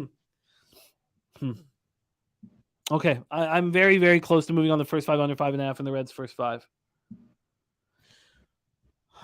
DC Capper also liking the Reds here. Okay. All right, let's move on to the next spot on the board. 7:20 p.m. Eastern. Arizona Diamondbacks, Atlanta Braves. I'll message Flash here when I send it over to CMAC for this one. Truist Park in Atlanta, Georgia. Coming off the ludicrously high-scoring game yesterday. Let's see what we are expecting here weather-wise to start things off. First off, 84 Fahrenheit. Feels like 88 at first pitch. 5.8 miles per hour in. 5.8 to 4.8. Then Truist Park plus 2% home runs, plus 1% runs. So not ridiculously offensive. take a look at the line history here. We'll start with the money line. The money line, Morton opening up at -2. That's a bet online opening. Let me get to Pinnacle opening up at -200, now -220. So 20 cents of movement to the Atlanta Braves. Interesting. I guess no, it's just been constant. Okay. So 20 cents of movement to the Braves. And then from a total side of things, let me get off the first 5. We now have 2 outs there in Pittsburgh. So I know I won't talk about the some of the bets that are out there until they come through. Here we have on the money. Oh, so shit! I just did the money line. Where's the total? My bad. Sorry. Should be here. Okay, my bad. Sorry. It's both on money line. So here, back to the total here at Pinnacle. This total opened up at 10, which is where it is right now. Under 10 at -1. So there's been no movement on this total, and it's been out for a long time. So obviously not sure where it's going to go. 23% of tickets, 71% of cash on Arizona. And total-wise, 31% of tickets and 72% of cash on the under after that hugely high-scoring game. So a couple things here. First off, Not Flush On saying, yes, that's the plan. Let Stripling go until he's in more trouble than normal. But problem is this park is not somewhere where Stripling should be pitching. Mike M says strong favorite home teams are 132 and 26 straight up, 104 and 54 on the run line if they lost the previous game and the line is shorter than the previous game. Professor Chris said had the Diamondbacks yesterday and he's back on them today. DC Cappers on Atlanta -1.5 and the over 10. Professor Chris says the model has Diamondbacks money line +172, run line -124. I bet them both +190 and +105. And Spenny says those are some low numbers for basically everyone in Atlanta to hit a homer. They're expecting them to smack Nelson. It's interesting you say that because I just watched Ryan Nelson against the Jays, and he was in trouble throughout. There was base running errors, horrific base running errors in that start. And it should have, against a good team, and I'm not saying Arizona's not a good team, but against the team that's playing well, that would have cost you the game. He allowed 9 hits. And he should have been hurt by it. He did not look as good as the numbers indicate, but the numbers indicate that he's pitching much better. And he's been pitching very good on the road, 2.68 ERA, 233 opponent's batting average. Morton's pitching lights out right now. And at home, he's been very good all year, 3.55 ERA, 235 opponent's batting average. Braves versus righties, 294, 910 OPS. They're unbelievable. Diamondbacks, 260, 768. And Braves bullpen, so much better than the Diamondbacks bullpen. Obviously, I have a bias. I watched Ryan Nelson's last start, and he should have been tagged. There was 3 different base running mistakes in the first 5 innings that cost the Jays runs. Take it away for us, C-Mac, Diamondbacks, Braves. Yeah, and it's like at some point, he's just been so good at on the road and so bad at home. He's probably due to get tagged. And he's had some solid starts. I think the Braves score some runs off him. Obviously, the price is huge here. The problem, I think there's some value here with the D-backs. Morton's been really good. This guy, old man Morton, whether his splits have been excellent as well. Man, this one's tough. I could go either way. I'm just off. I could see more runs. I could see a lower scoring game. Braves lost 3 in a row. I think it's just one of these lulls, this time of year. You lose 3-4 games in a row. But, yeah, I'm just off. And I'm off this game. I'd like to be on the D-backs. I just don't know if I can get here. Yeah, I would like to fade Ryan Nelson, but it's just, market hasn't moved on the Braves. Oh, no, it moved 20 cents. What am I talking about? That's probably enough. Yeah, it wasn't like yesterday. It didn't move to the D-backs, right? Yeah. I think Ryan Nelson gets touched here, but it's so expensive. 1777 says problem with Atlanta is their bullpen is thin. So I guess it would have to be like a first 5 -1 here. That's the only way to bet it. Congratulations to everyone that cashed the Nerfy. I love it. Great work. Good bet. Should have been on it. Yeah. Spenny says for the numbers on the RBI and homer market for Atlanta, they're going to eat against Nelson. So what? I guess I would have -1, or I guess I would have to do that to make it make sense. I'll have to take a look at the numbers, and I want to keep the baseball game on here. The Tribe long at bat here against Josh Bell for Rich Hill. And Nutflush said, Alan said, don't care if it's trap or not. I took Cleveland -1. I don't know why anyone thought it would be a trap. I mean, the market was moving towards the Guardians. So I think we should catch that. All right.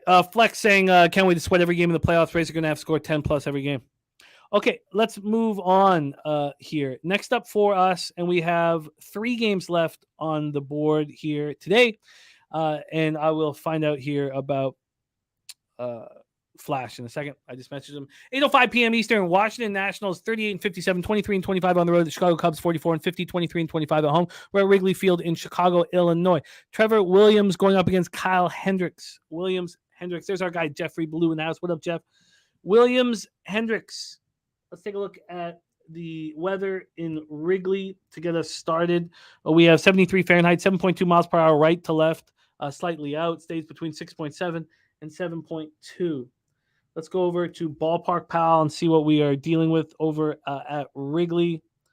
We have -9% home runs at Wrigley and -8% runs. So not a huge expectation of offense. Let's take a look at the total then. We just talked about the weather. This has gone up, and that surprised me. Oh, shoot, that's Will Hill. Sorry, let me go over to Pinnacle. This has gone up from the 9 opener. Opened up at 9 this morning at 8:21. Got to 9.5 at 9:43. So we have a move to the over. And then money line wise, let's get over here. We have, oh shit, I must be on first 5. Sorry, let me go to full game. Money line wise in this spot, it looks like we have no movement towards the Cubs. Open up -169, -158. So no movement on the Cubs and a move to the over. Both of those kind of surprise me. Cash-wise in this one, we have 66% of the tickets, 86% of the cash. Now 63 and 86.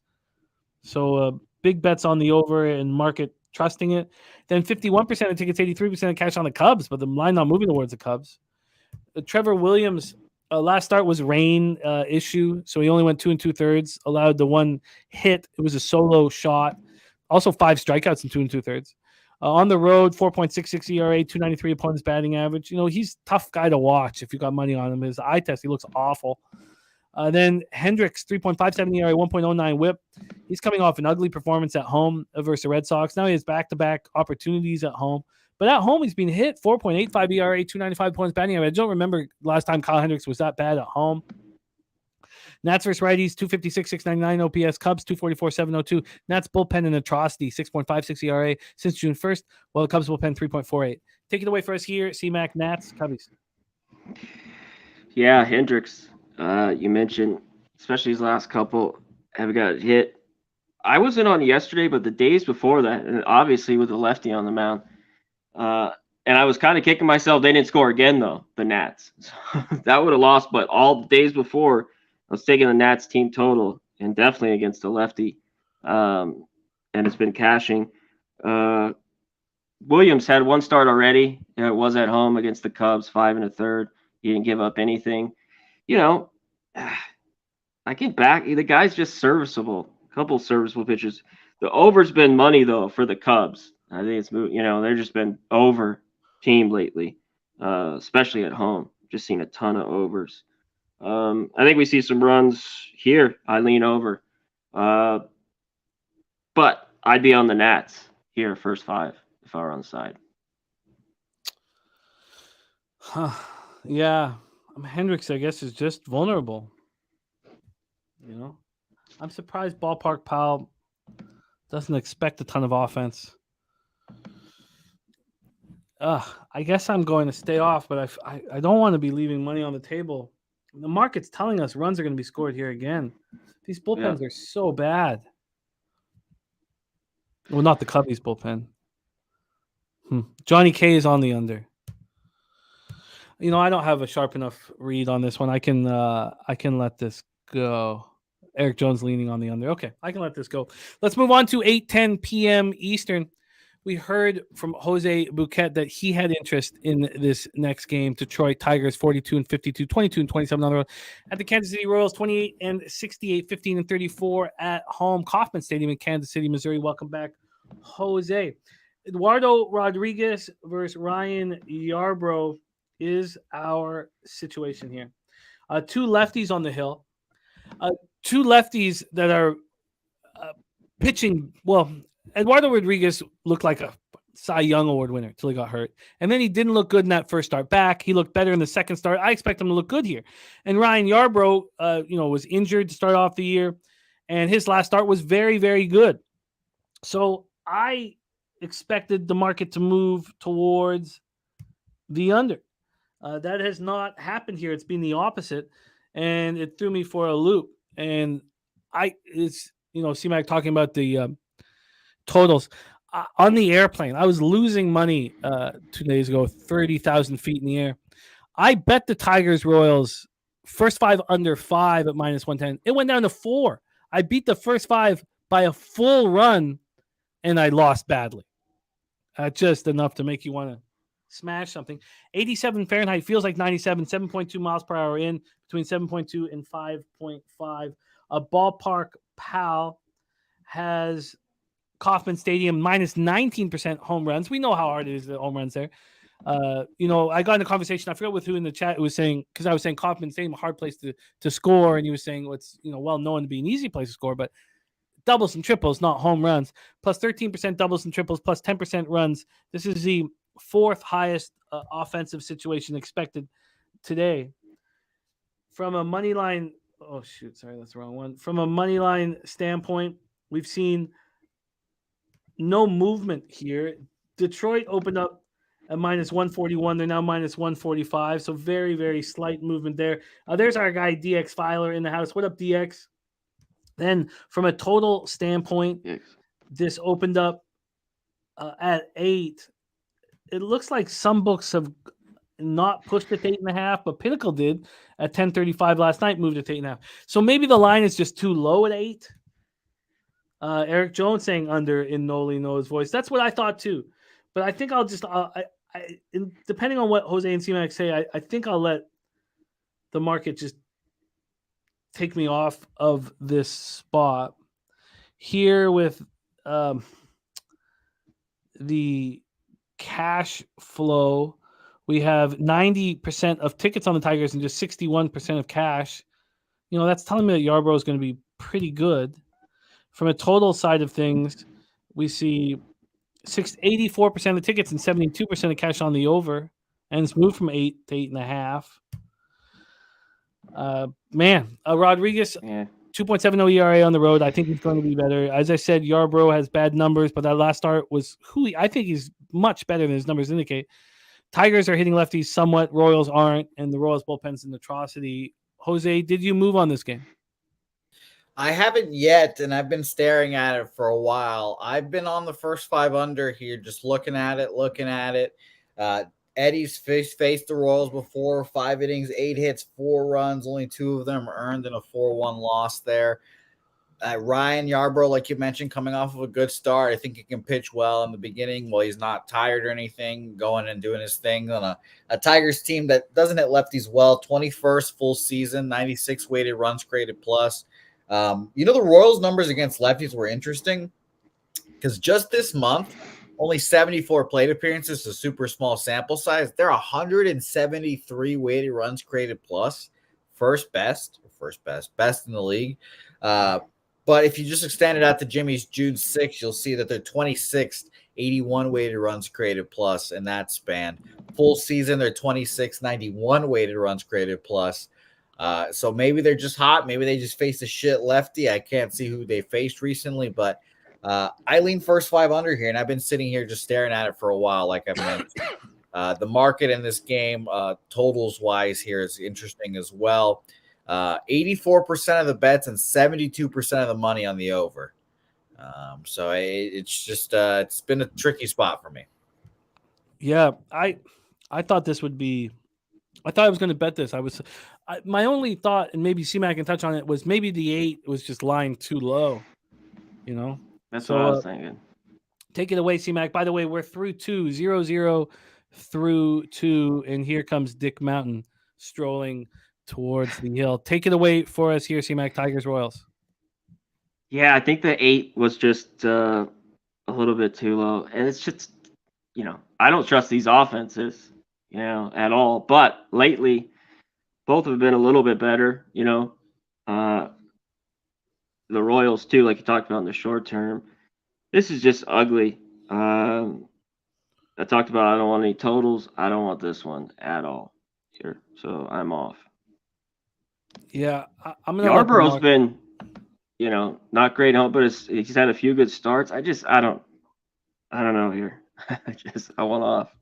I want to jump off. I'm gonna let the market take me off of this one. Jose, are you gonna find the courage to bet it?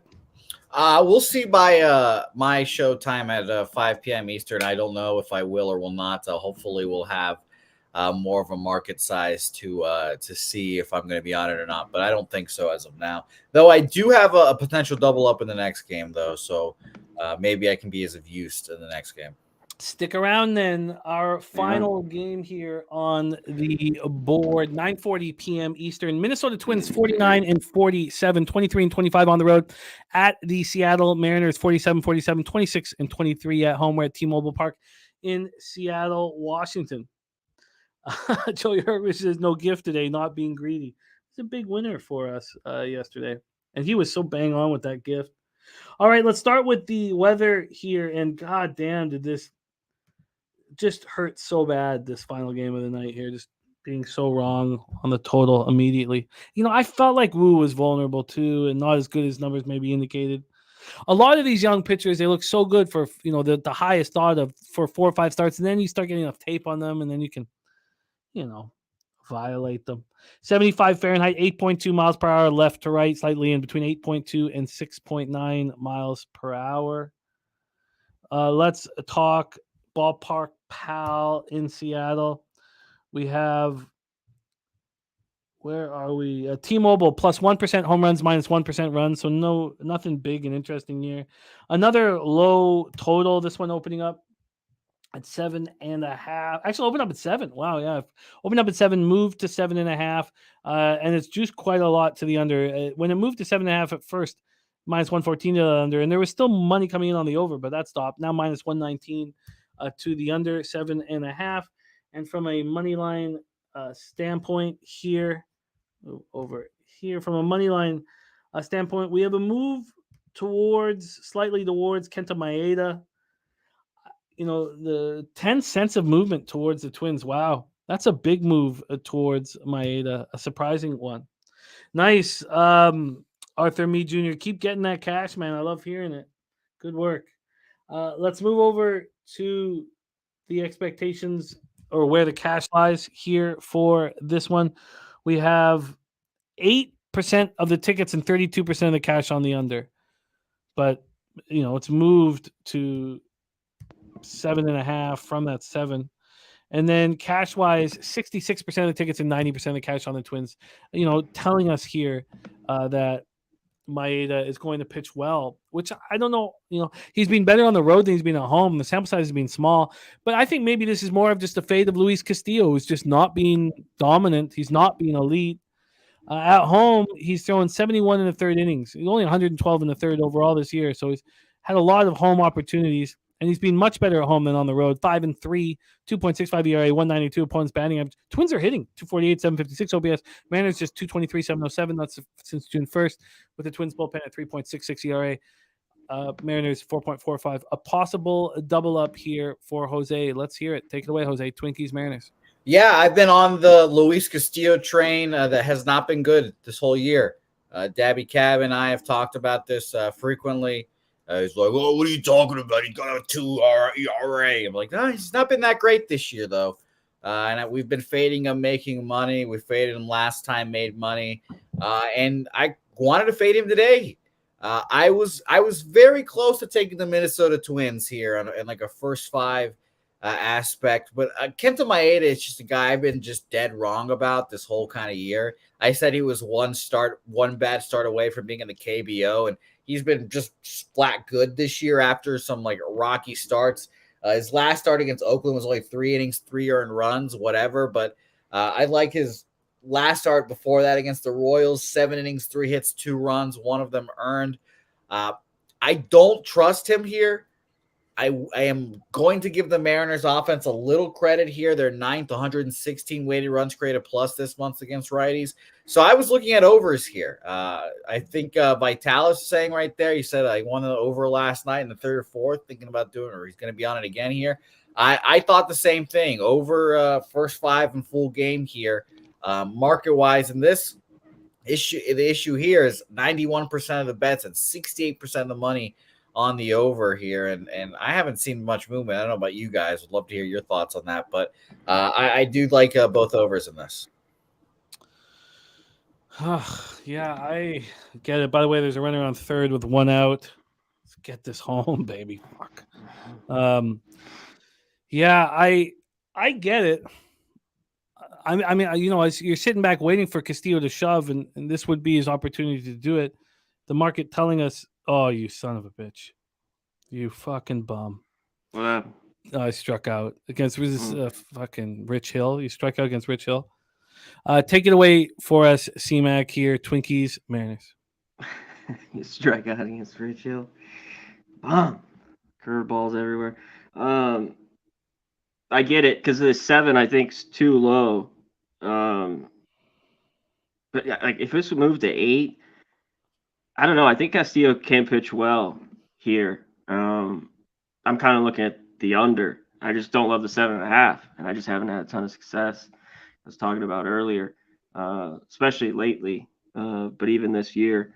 And there's just no way I can back the Mariners here. I think it's a lower scoring game, and I'd be all over the Twins at this price. I think they could win again. Just Mariners, even with Castillo, they should not be this price. Period. No, So I agree. I'm looking at the Twins a little bit. Oh, diving catch. Oh, God. Oh, okay. I liked the Guardians pregame in this Guardians-Pirates game, and I think it was Tone Miggins said he jumped on the the Guardians live at even money. I'd be very interested still at the Guardians. Oh, for fuck's sakes. Well, it's even money right now. Oh, my God. All right. Let's review all action. I'm not sure if Flash is going to be able to make it in time, so I think this will be the closing segment of the show. When does it start, Jimmy? When's the World Cup tomorrow morning? Tomorrow morning? Yeah. Okay. Really? Wow, I didn't know it started tomorrow morning. Well, go the Netherlands. Yeah. What? Yeah, the Netherlands. They're going to be the team that wins the World Cup this year, 30-1. Connor Mack. Where'd you get that hot take? Well, I'm a connoisseur of all sports, Connor. Unfortunately, the Netherlands' best player, Vivian Miedemar, I believe, is out for the tournament, but we still got bodies. Danielle van de Donk. They were 3rd at the last World Cup, I believe. Shut the Orange. Piker, by the way, about that Mariners spot says both teams have been trending over. Over is hitting both starters last several starts for the most part, and the Supreme Leader likes the over. So, yeah, there's the Supreme Leader commandments of the day. Bet the over in that game. I will probably be on both. Let's review action. I'm very nervous about this Guardian spot, obviously, that I'm on. Full game, I like it, but then we're waiting for the Orioles game starts in a rain delay. C-Max on a Will Smith RBI plus 145, and I'm on the Orioles first 5 at plus 130. We stayed off, and C-Mac, interrupt anytime that you want to add something. Rays, Rangers, stay off. I'm going to move on the fish as soon as this show is over. First 3 and first 5. Lamont Williams, Max bet the fish, and C-Mac is on the fish. Professor Chris is on the fish. Tone Miggins gave us levels parlay, Phillies money line, Dodgers money line, Houston money line. And I've moved on the Rockies first 5 plus 120. C-Mac, I have question marks here with Houston, Colorado. Anything you want to add? Yeah, I'm going to wait on that. Okay, just tweeted out. Yep. Sorry, let me just tell them that we're closing the show now. Okay, then we have. I'm very interested in the first 3 under 2.5 in Boston, Oakland. Jose is Bayo to record the win at +115, and Ron Crawford MLB spreadsheet play today. Boston -1.5. Brewers, Phillies, we stayed off. Yankees, Angels stayed off. Padres, Blue Jays. I beat this line move pretty strong, but I don't know if that will mean cash here. There's our guy Turnsey in the house. Oh, and Cuban Wayne Gretzky says not a rain delay, it's a tarp delay. Oh, interesting. Yeah, it looked better. The weather looks beautiful there. I was wondering why there was delayed too. Oh, wow. Okay. We have one out, so I'll take a fucking push. Oh, no. And a single. God damn it. Then Padres, Blue Jays. I had question marks beside the Blue Jays for you, C-Mac. Do you want more time? Yeah, I'm going to be on the Jays some way, somehow. So I'll let you know. So then a K parlay from Rocco Rogers, Verlander 5 or more, and Erod 5 or more. I'm moving on the over 9 in White Sox Mets. And here we go. Jake Fraley for the ribeye play of the day at +175. Jake Fraley, ribeye play. There's our guy, Deacon Mike. And thank you for sharing that with us. Reds. Mike I think the Reds score some runs. They brought up the kid too. What's his name? Encarnacion. Yeah. What's his last name? Strand. Strand. Strand. That lineup looks good if they can get to Stripling. I like that. Really. I like that Jake Fraley look too, because Christian Encarnacion Strand is the guy that's supposed to take Jake Fraley's job. So hungry dogs eat.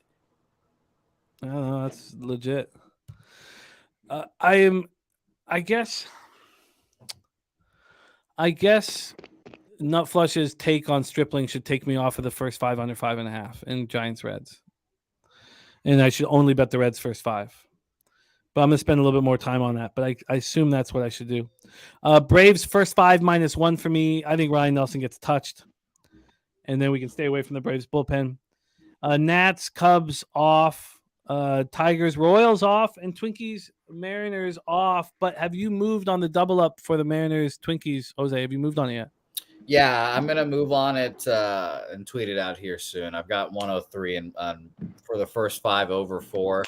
Shout out to our friends at Bet Online again, and over 7.5 at -105. I like it.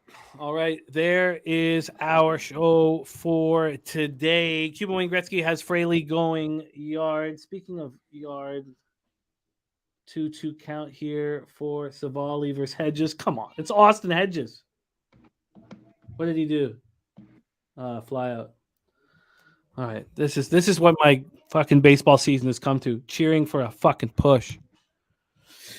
Deacon Mike Vitalis, Mike M, Cuban Wayne Gretzky, Turnsey, Vitalis, Piker, Rem Most, Joe Yurkovich, Billy Friedrich, Dabra Kadabra. Can we show the unmuted Mike, our big premiere tomorrow night?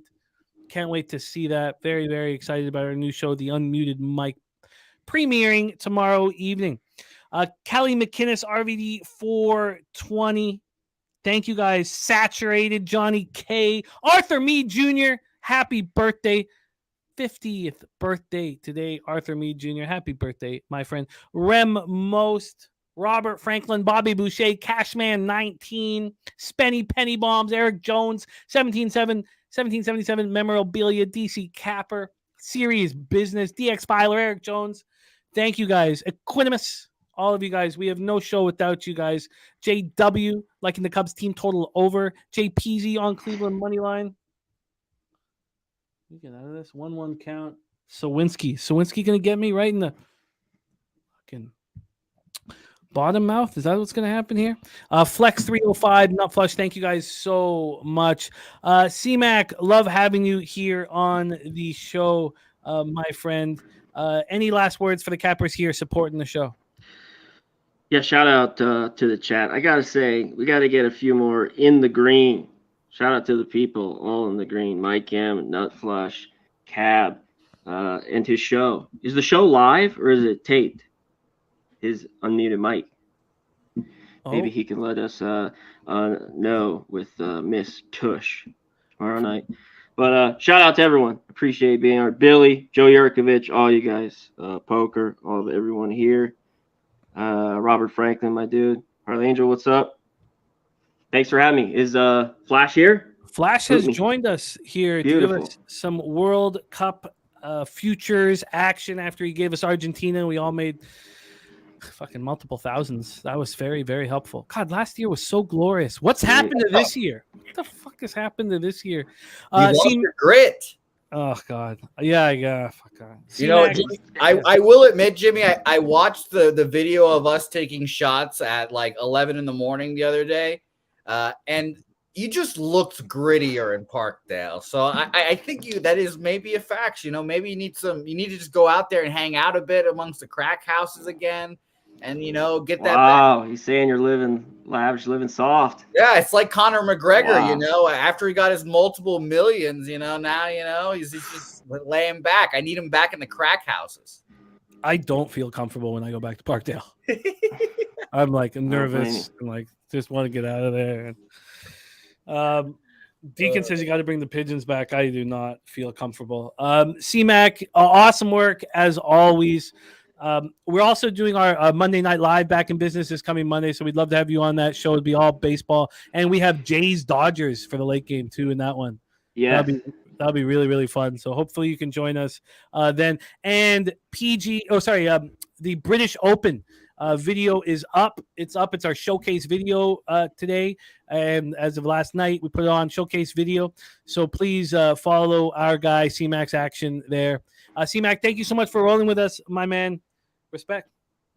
Appreciate it. Later. There he is. Now we have a very special guest. For those of you that wanted Women's World Cup action and futures, we have just the man for the job. Now working for BetUS down in Costa Rica. A great friend of the show, a great friend of mine, someone I don't get a chance to cap with enough.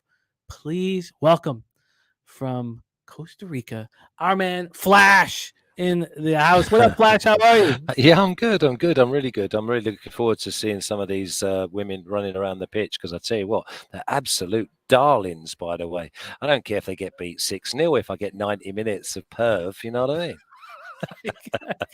So I did not expect that as a starter, but yeah, 90 minutes of perv. Yeah. Well, the funny thing is that I was doing my research I went overboard with my research, and I had 15 of the hottest soccer players in the world on my screen, and Lena's looking over my shoulder saying, "What are you doing?" And I'm like, "No, this is research because it's the Women's World Cup and that."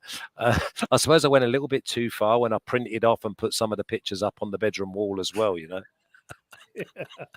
You need to know names. I get it. Jose, how are you, son? Are you doing all right? Flash, I'm doing well. I look like the supreme leader apparently, but otherwise I'm doing really well. Yeah, I told you about that slug balancing act you're doing. You got to get rid of that tash, my lad. It's not doing you any favors. We have been given futures action from Jose, and it was okay. It was quickly trashed by the chat. Okay, well, who did he go with? Because obviously I'll fill in the blanks. Okay, well, Jose.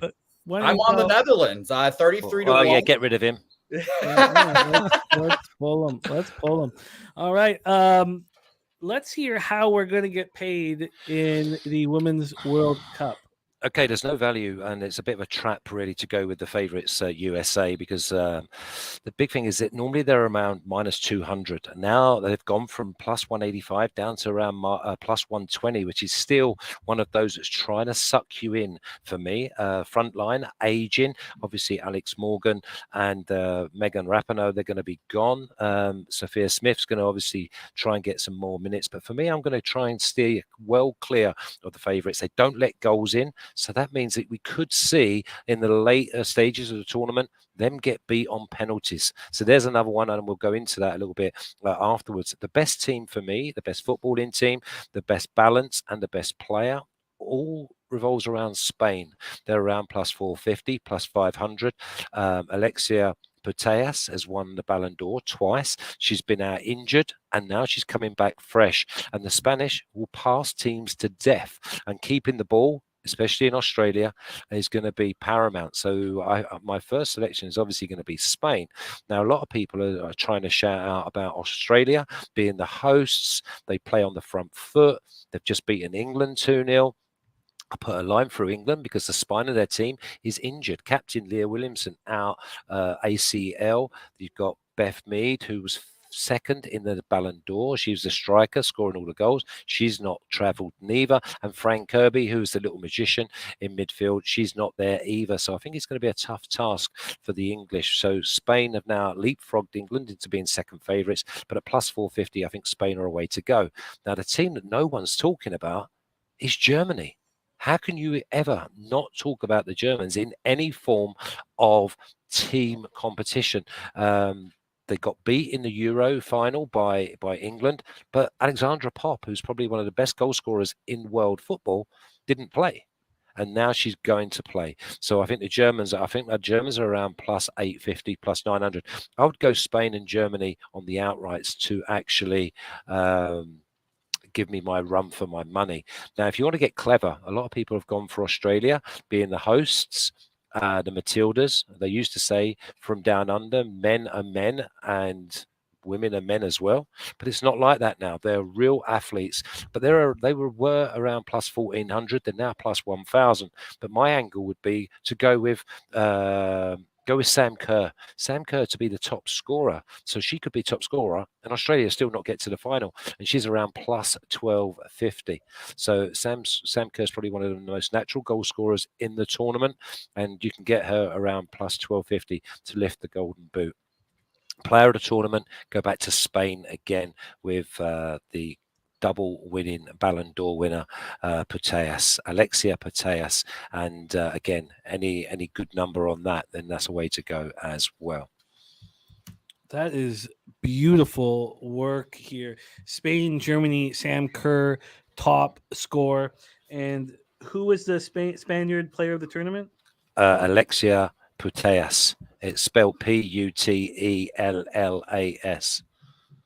Alexia Putellas. Beautiful, beautiful. Those of you who Flashes many times put money in my pocket, whether it be with thoroughbreds or on the pitch, but he gave all of us Argentina to win outright. And I had them, quarters, semis, final. I had them all, and it was. We had them to win on penalties as well. Oh, it's gorgeous. But this is another thing I wanted to add to just going into it. There's nothing really between the women. So when we get out of the group stages, obviously it's over 90 minutes and then it goes to penalties. I will be doing this a lot because you only need, I think, 2 of maybe 10 games, so 20%, to actually make good money.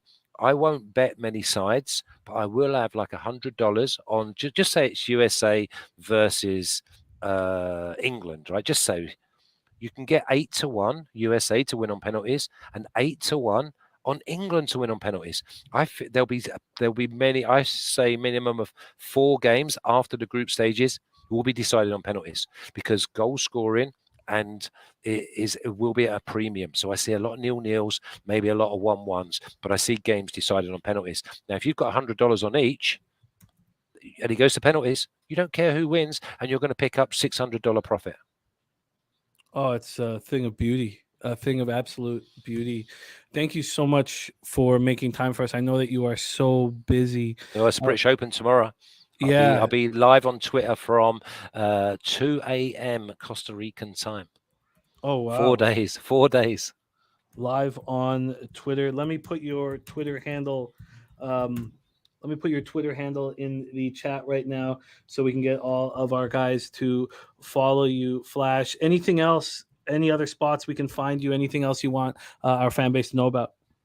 No, not really. I'm sweating a little bit. I'm just waiting for the playoffs in the MLB because what I did was I put 10 units on one team just to win the AL in the Houston Astros and not bet one game throughout the season and just wait for them at plus 375.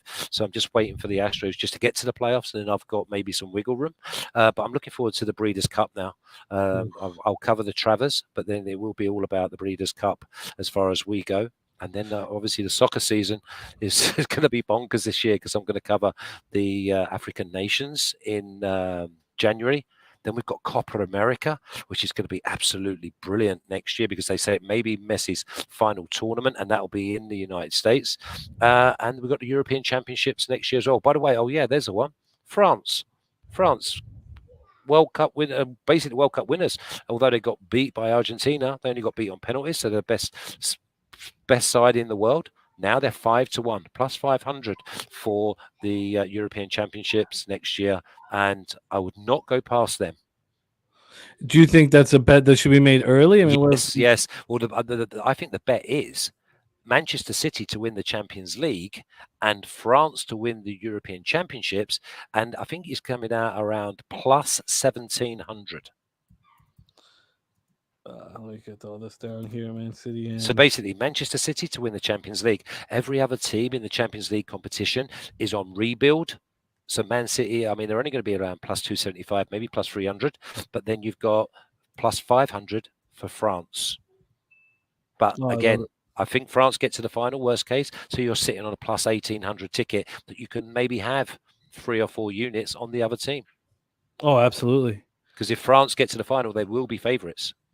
Will you also be able to make some time for us on our NFL Pub Hub on Sunday mornings as you're a great NFL capper as well? Yeah, I would look forward to that. You know what I'm like, first 3 or 4 weeks, and I'll just keep my head under the stone and just keep watching. I'll be interested to watch your futures show, though, because there's a lot of teams that are very, very good, and they look too good to be true, as if to say, I mean, I'm 49ers and the Eagles from the NFC and the Bungles and the Chiefs from the AFC.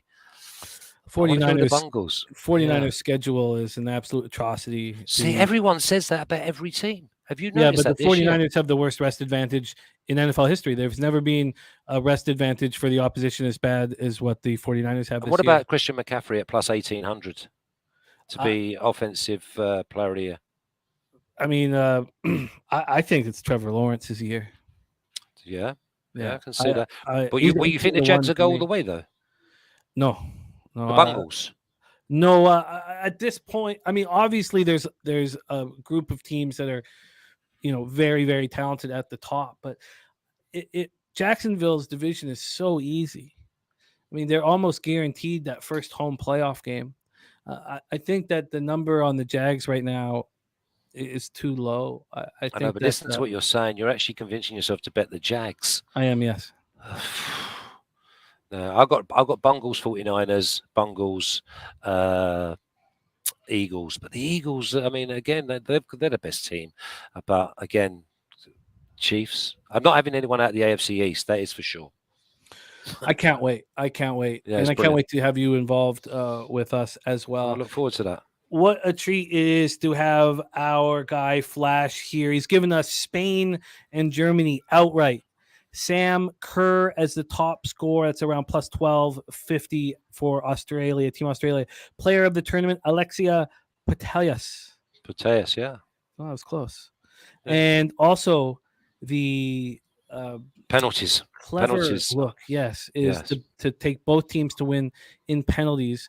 And again, you need to win 2 of 10 games to be in the black, and that's after the group stage. Yeah, so all games, regardless. Don't let something sway you. Do you know what I mean? Just do it carte blanche. So what you're going to have, 8, 12, 14, 15 games. And I would say that I would expect 4 of them, so 25% of them games. And if you're picking up 6, 24, you're going to be flying. Oh, I love it. Flash, thank you for making time for us. I put Flash's Twitter handle in the chat. It's no abuse, sir. Flash_37. The chat loves you. Everybody loves you. I love you. Thank you for making time for us, my man. I miss you. I wish we had more time in Costa Rica to hang together, and hopefully I can get back there at some point. No rush. But love to the family.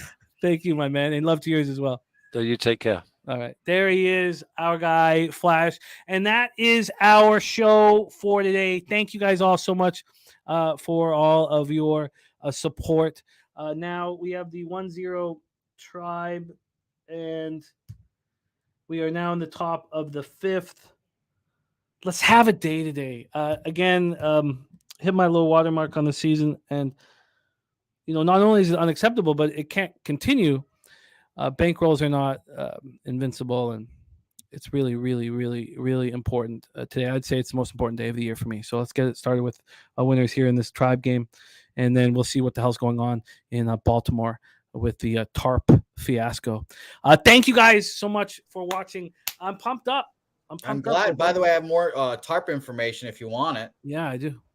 So apparently they left the tarp off the field last night, off the infield, and yeah, so they're having to deal with that, and the umpires were talking to the managers and everything. So the infield dirt might just not be that great today. Who knows? Oh no, not good, not good. Jose, who is your guest for Say Hey Plays of the Day?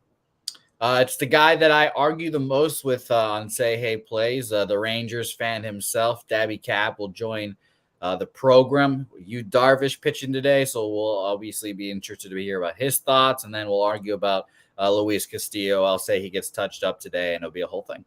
I love it. I love it. Have a great show, my friend. Don't forget Balking Dead at 3:10 p.m. Eastern, and the premiere of the Unmuted Mic tomorrow night, 10 p.m. Eastern.